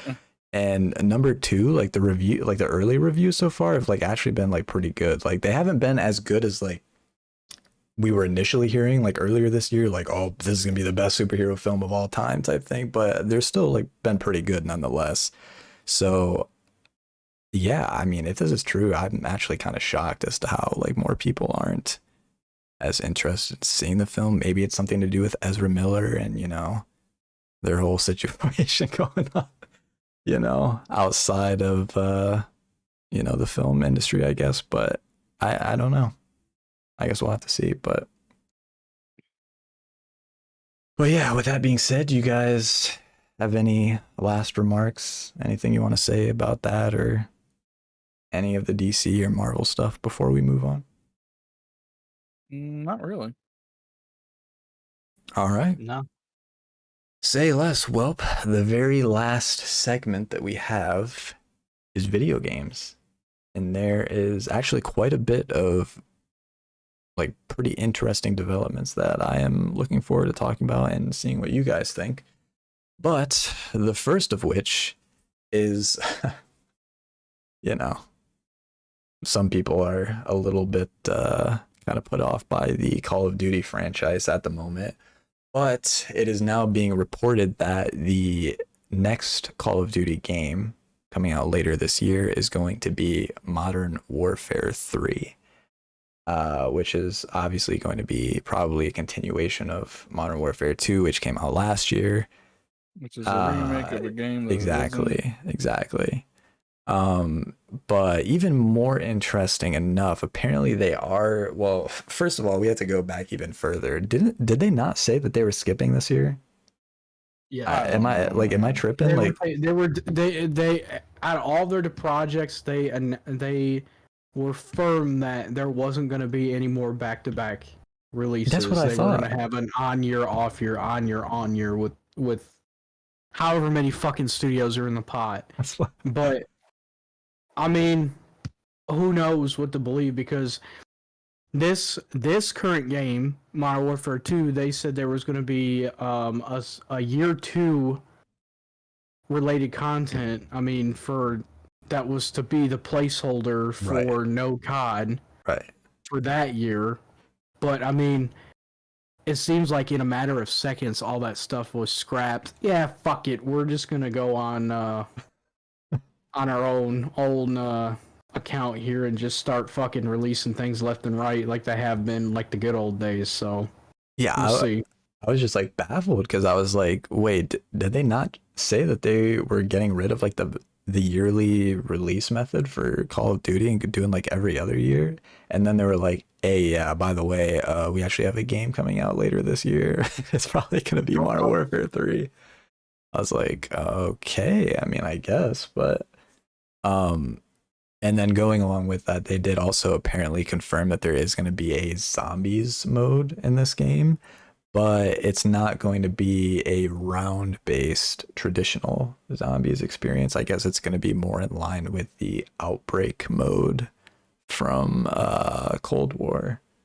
So I don't know how that's going to go over with. I was going to say, I don't know how that's going to go over with the zombies fans, but I mean, yeah, that is, I guess, their plan for what they want to do. And see, I don't understand that either, because like Treyarch, right? They're working on their own game, which is also going to have zombies for next year in 2024. But I guess they had to split up their team so that half the team could work on the zombies for this year's Modern Warfare 3, which I feel like is just going to make, it's just going to be even worse for next year. Like, I would rather them just focus on next year's game so we can, you know, actually get a full, like actual good zombies experience, you know what I mean? But they're like, hey, you know what? We'll just split up the team, have them work on like 2 different things at the same time, so they're not all focused on, you know, the same thing, and make sure it's as good as possible. I don't know. It's just, I guess we'll see, but I don't really know how to feel about these developments yet, but we will see. Know, dude. Yeah, no, they for sure don't. They I feel like they literally change their mind like every month what they want to do. But I mean, I guess all we can do is wait and see what they decide to do. But anyways, with that being said, we move on to the next thing, and that next thing is New World MMO developer Amazon Games and Embracer Group's Middle Earth Enterprises have announced that they are collaborating to create a new Lord of the Rings MMO game that is currently in the early stages of development. And honestly, I am not a big MMO player. I'm not a big MMO fan, but if this is done like even remotely well, I might have to give this a shot. I'm not gonna lie, because an MMO set in the Lord of the Rings universe sounds pretty sick, but I don't know. What do you guys think?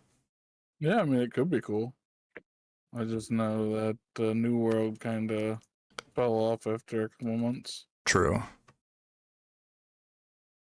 You are not This wrong would be there. something for Brooks to talk about. He's all about MMOs. True.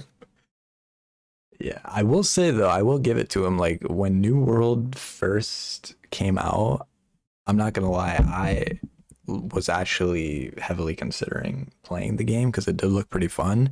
But I played it. you know, I never did because they had the issues with like the 3090s. Like basically the game was just bricking like 3090s left and right, like the graphics Listen. cards. Go ahead.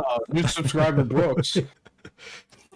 The Lord of the Rings game gonna be mega cash grabby, probably. Probably. Yeah, That's all I got. that's all. That's all. It'll probably look good. It might play good, but cash grab. Yeah. Are you talking about the Golem game or? I'm sorry, Lord of the Ring. MMO. Could you imagine if they just turned that into an MMO? You just see golems running around, crawling around left and right, dude. Like, Just like fucking would, dude. Oh man. But yeah, I don't know. Hopefully it's not a cash grab, but man, you very It's an well, you MMO, very it's a well might cash be grab. right. Yeah. It's also, you said it's done by the guys who made New World. Yeah. Yep. Well, hopefully they. There were some crazy like game breaking like I don't want to say like glitches or anything like that, but like things you could do like early game that just kind of ruined the game for like 80% of the Absolutely. population. It was pretty rough. And then they did like a reboot that did way better than like its release even. I mean, it would have ruined my PC if I played it. I heard it was like catching stuff on fire. Dude. That's what I'm saying. Freaking Oh. 3090s, man. Imagine like they release this game, right? And it's like just everyone's like dream come true and even better. And I like go to play it and it just like destroys my 3090. It just like destroys my PC. 1070, idiot. It's like, we got you there, dude. You thought you were about to have fun for once in an MMO experience? Nah, well, get bro. wrecked, kid. Even at endgame, dude, no fun. Sheesh. But yeah, I just thought that was an interesting development. But anyways, we move on, and Warner Bros. Games and NetherRealm Studios have revealed this official announcement trailer for Mortal Kombat 1, which is going to be essentially a reboot, I guess, of the Mortal Kombat like gaming series. But I will say, obviously, you know, there's not really much in terms of gameplay, but I mean, The cutscenes look fire. I was gonna say, like, from this trailer, like, I know it's just kind of like a cinematic trailer type thing to announce it, but I mean, it's pretty sick. It is pretty sick. I'll have to give it to him. You don't have to. But yeah, I've only played a few of the Mortal Kombat games. I haven't played like the last few that have released, but I mean, if this is hitting, you know, I might have to make a return, you know. I might have to play the game. Oh yeah, and they also said that I don't know if it's like a pre-order thing or like if you have to get a certain version of the game or if it's just going to be free to everyone, but they also revealed some of the playable characters in the game are going to be Omni-Man from Invincible, Homelander from The Boys, and Peacemaker from the DC show. So Give us your So There you money. have is it. it a remake or is it a modded version of the It's a original reboot. game? You It's a know? reboot. Oh, excuse me. Reboot. I have played like every single Mortal Kombat that's ever came out. Hey yo. They never miss, dude. They never miss. It's the, Oh, it's yeah, the I mean, same they thing know. you always want to play it for, Yeah. you know? Yeah, it's exactly like they know what they make. Sheesh. They know what lane they're in. Yeah, all I can say is I'm definitely looking forward to like actual like gameplay for Bro, you remember that whenever they one choose the to reveal reveal it. trailer for MK10, dude? The fucking where everything was in game in the new engine and it just looked amazing. That's what I'm expecting. Wait, I actually don't know what you're talking about. What the heck? I don't know. You said it's called MK10? Or MKX or whatever the 10th one was. Oh, I see. Okay, I know what you're saying now.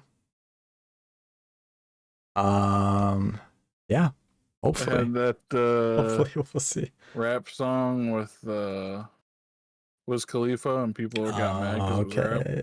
Yeah. But it actually went hard and they're just dumb. Sheesh. Yeah, I do remember.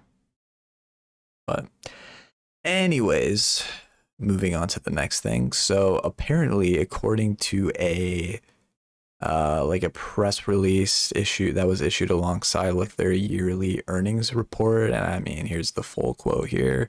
But apparently Take-Two kind of hinted that GTA 6 might be out as early as spring of next year. Oh yeah, I saw that. Because Actually, they essentially, long story short, they're expecting a massive jump in like earnings for the fiscal 2025 year, which actually starts in April of next year, 2024, which means that, you know, I don't know what else. I don't know what else they could be expecting to give them such a big, you know, boost in earnings other than a GTA 6. But if that is the case, I mean, yeah, that would mean that the game's probably very likely going to be out as early as April of next year. So we shall see, but I'll believe it when I see it. That's all I'll say. Facts. 'Cause I've been waiting for, let's just say, a long time now for this game. And so only you, nobody else. yeah, that is true. But with that being said, Ubisoft's open world Star Wars game is also been tentatively given the fiscal 2025 release, which, you know, pretty much also means that game could also be out as early as April of next year. And I think there is something else according to that or alongside that as well. Let me look at this article real quick. The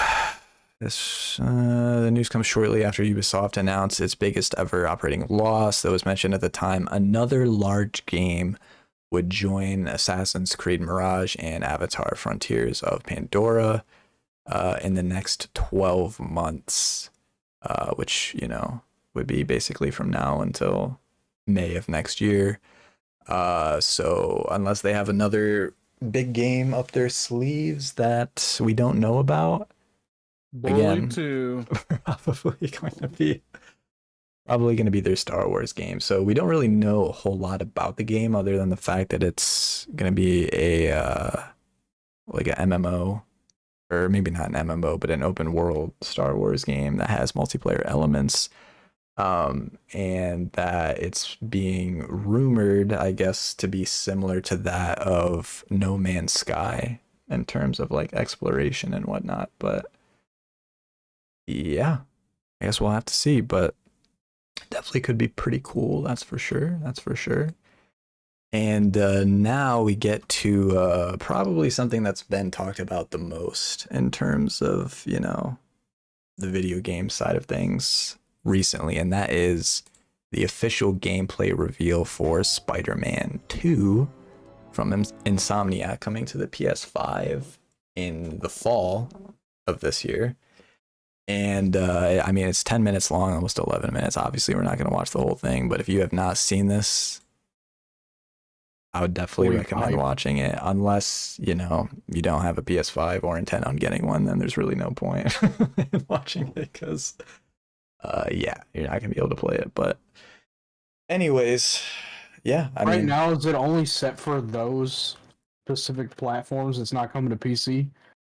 I mean, it probably will in like a couple of years, Eventually, yeah. but yeah, 'Cause right Miles off, Morales just got put on PC yeah, like not too long ago.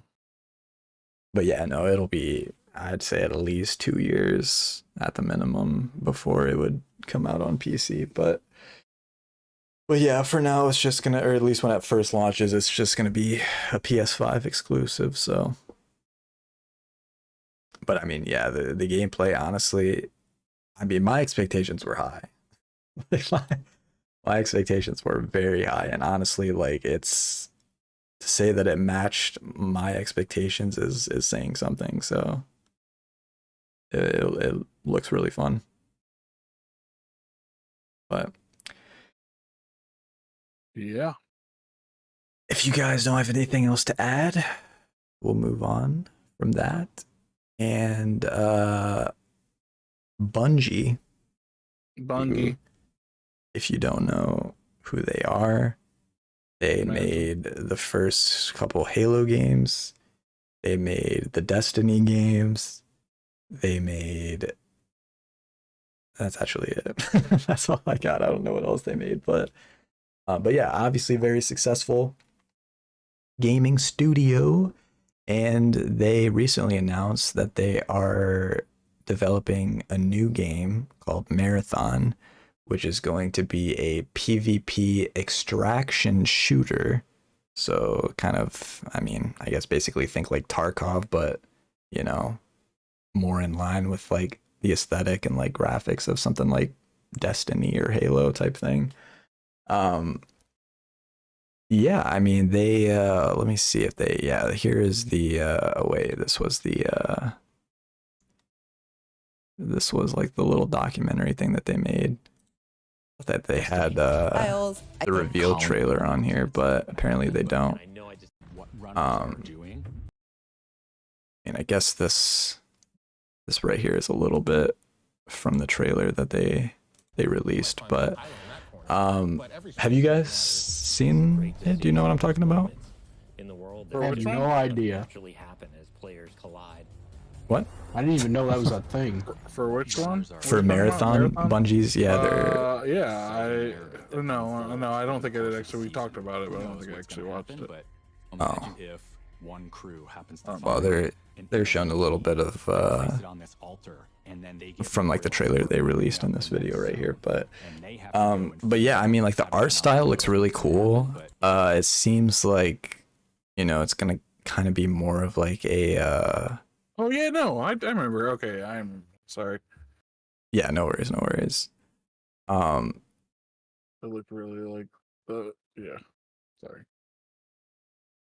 I mean, I guess really Sorry. the only no worries.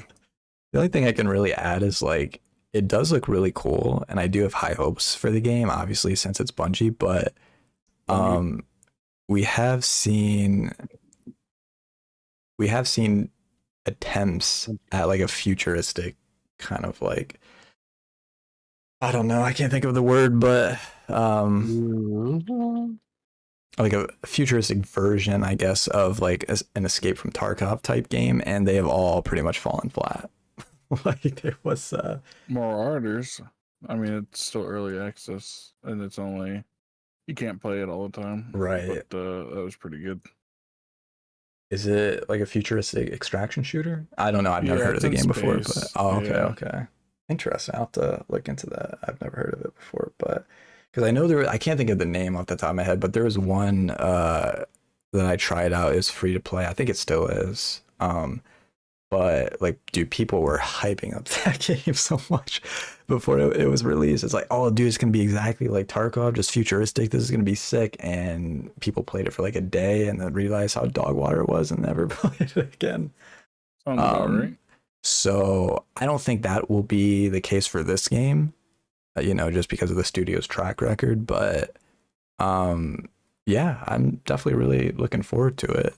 I guess there's not going to be like a narrative per se or like a story experience, at least in the traditional sense for this game. But a narrative. they did say there's going to be like an overall narrative that's going to kind of like slowly progress through each season. And I guess like let me see where they say it. Yeah, players will be a part of the narrative in the game that will unfold over the course of a season. For example, one extraction team may find an alien key that unlocks a new zone, and then the responsibility then falls on those players to figure out how to unlock that zone for everyone else that plays the game. So I don't know how that's gonna go, but honestly, like I respect it. Like I think that concept could actually work out pretty well and be pretty cool if done right. But we'll have to see. We'll have to see. But I'm definitely looking forward to like the concept of the game. So we'll have to see. And they did say too that it's gonna be a while still before the game releases. But yeah. I don't know.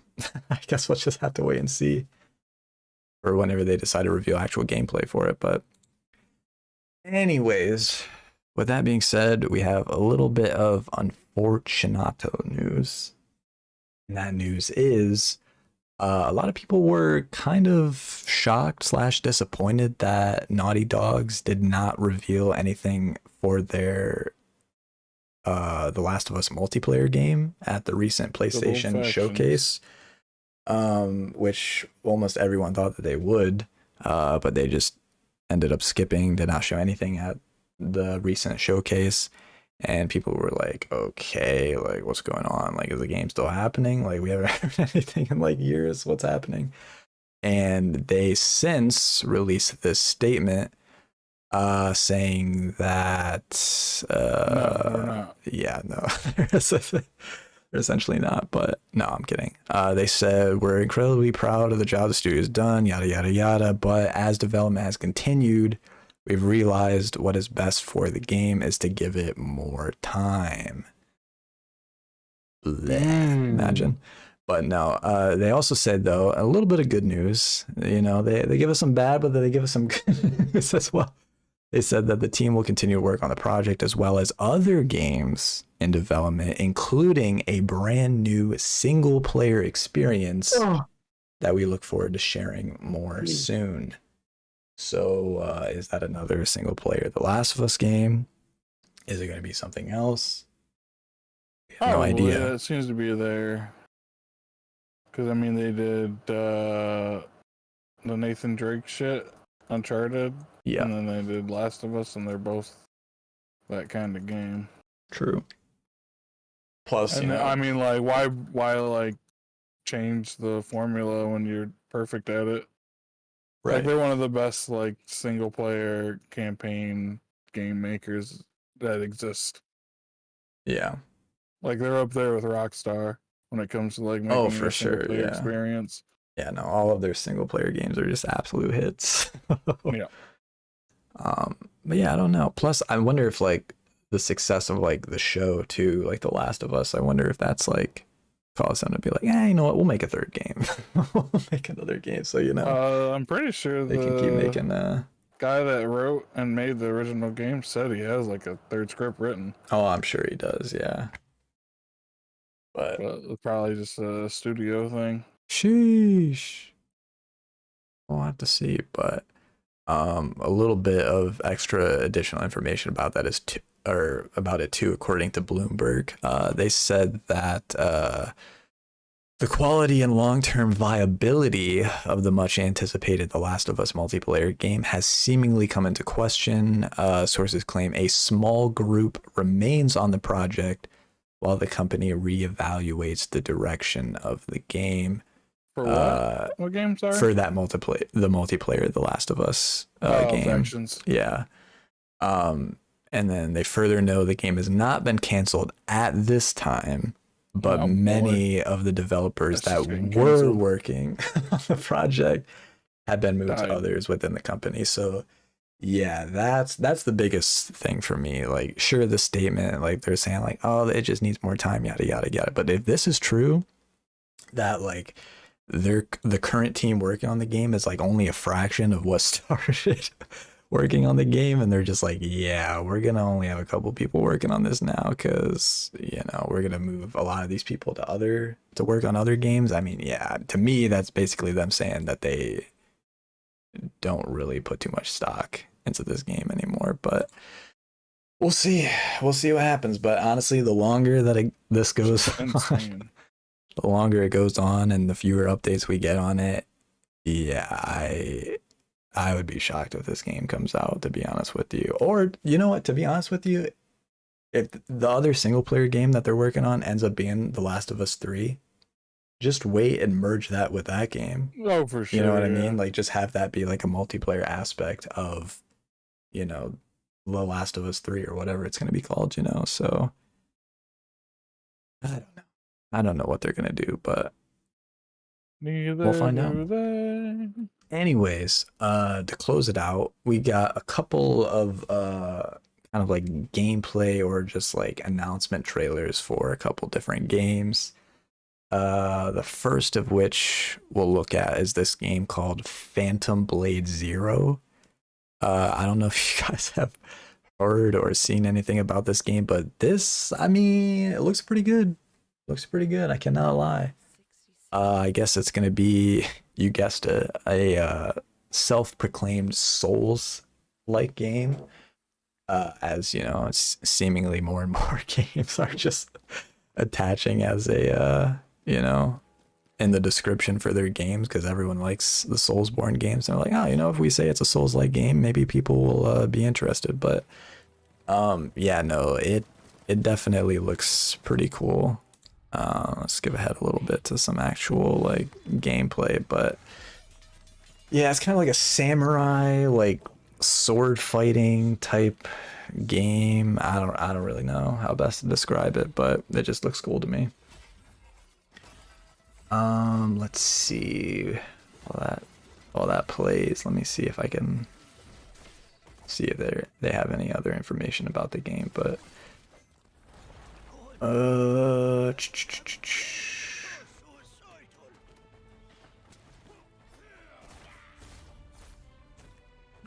they didn't really say much about the game, but if you don't say anything, it could be anything. Exactly, dude. Now you're catching on.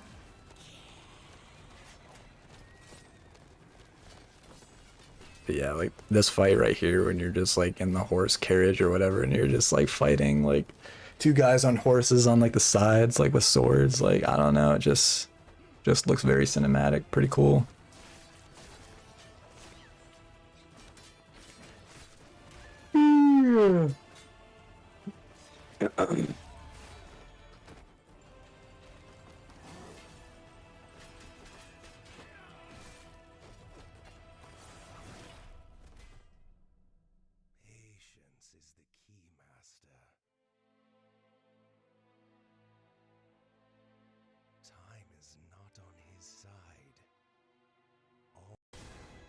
All right, that's pretty much it. It's just the outro there, but yeah, pretty cool. And the next one, we got the gameplay reveal trailer for the next Assassin's Creed game, Mirage.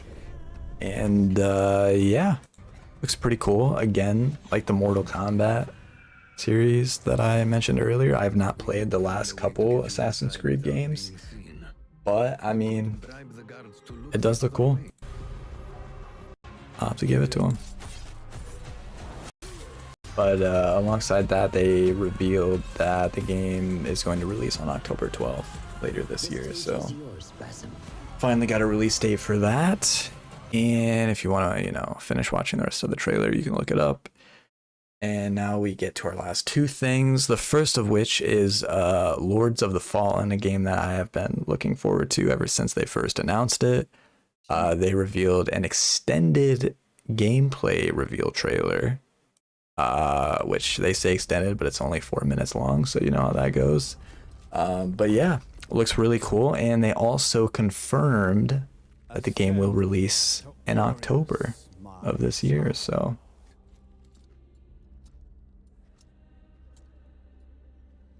is when it will release. Again, we're not going to watch this whole thing, but if you are interested in watching the rest of it, you can look it up and watch it yourself. But I mean, yeah, like it just looks sick. I mean, there's nothing else to say.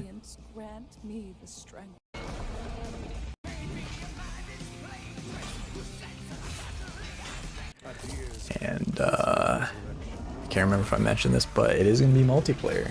Like you can, or co-op, I should say. Like you can play it with other people. So yeah, definitely looking forward to it. But it's still months away. Hooray! Yeah. Oh, I guess they clarified or specified it even more and said the release date is October 13th. I just saw they said October, but yeah, that's when it's going to release now, I guess. But hopefully it doesn't get delayed, but we'll find out. We'll find out soon enough. And with that being said, the very last thing is they revealed this official game overview trailer for this game called Ashfall, which is, again, another MMO. And it's being described as a post-apocalyptic, well, exactly that, MMO shooter / RPG from Legendary Star Studio. And yeah, that's basically it. They didn't really reveal too much about the plot or, you know, what might happen, what the circumstances might be. But I will say, and obviously there's not anything in terms of gameplay or anything like that either. It's still very early in development, but I mean, just based off this kind of like little cinematic trailer thing, I mean, the visuals look pretty cool. So could it be another MMO game that I actually finally try for once? Maybe if the gameplay, you know, looks as good as you know, this trailer kind of makes it seem that it might be, but we'll have to wait and see. So but let's play Fallout 76. Yeah, imagine. It's funny you mentioned that because I think I was watching the showcase and they're describing it. The one thing that I do remember is they did mention something about a vault. Like you start off in like a vault or something and you have to like find like, you have to go and like find like the key to save humanity or something like that. But yeah, we'll see what happens. But yeah, this of all the games we talked about, this one is probably the furthest away. Because I think as of right now, it doesn't say in the description, but I think when I was watching the showcase, they said that they're aiming for like they're targeting like a late release for next year. So we'll see. We'll see how it all plays out. But there you have it. That is all I have for not only video game related stuff, but also just anything to do with the podcast. So do you guys have anything else you want to add, talk about? I do have. Let me pull it up. You got some Harry Potter fun facts for us? Yeah. I fucking I got them in a notepad somewhere.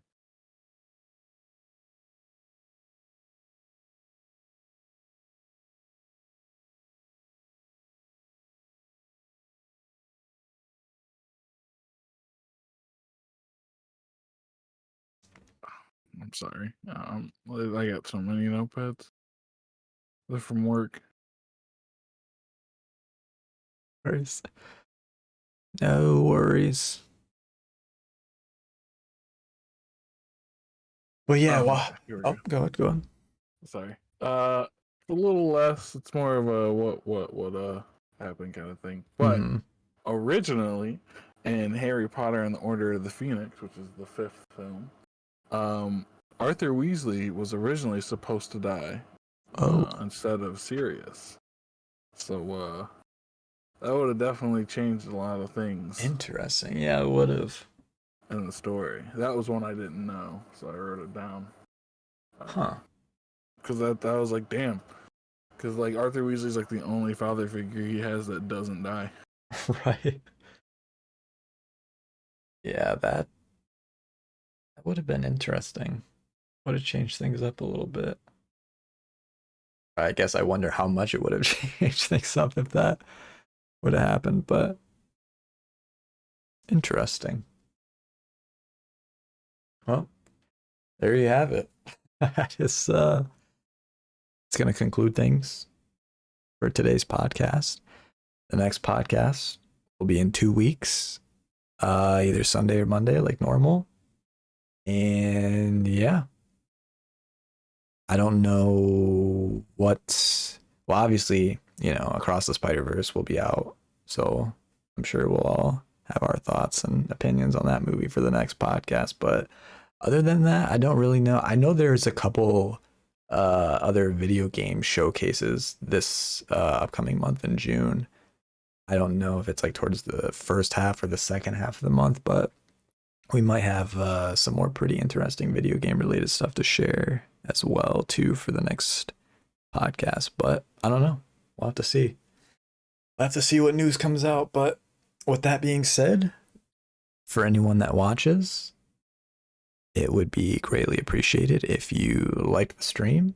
Consider subscribing, if you enjoyed even a little bit of what you saw on the podcast. And definitely a shout out and a thanks to everyone who has subscribed since the last podcast as well. It's definitely appreciated. But with that being said, everyone have a good one and enjoy your next 2 weeks. And we'll see you for the next one. Y'all take it easy, you heard?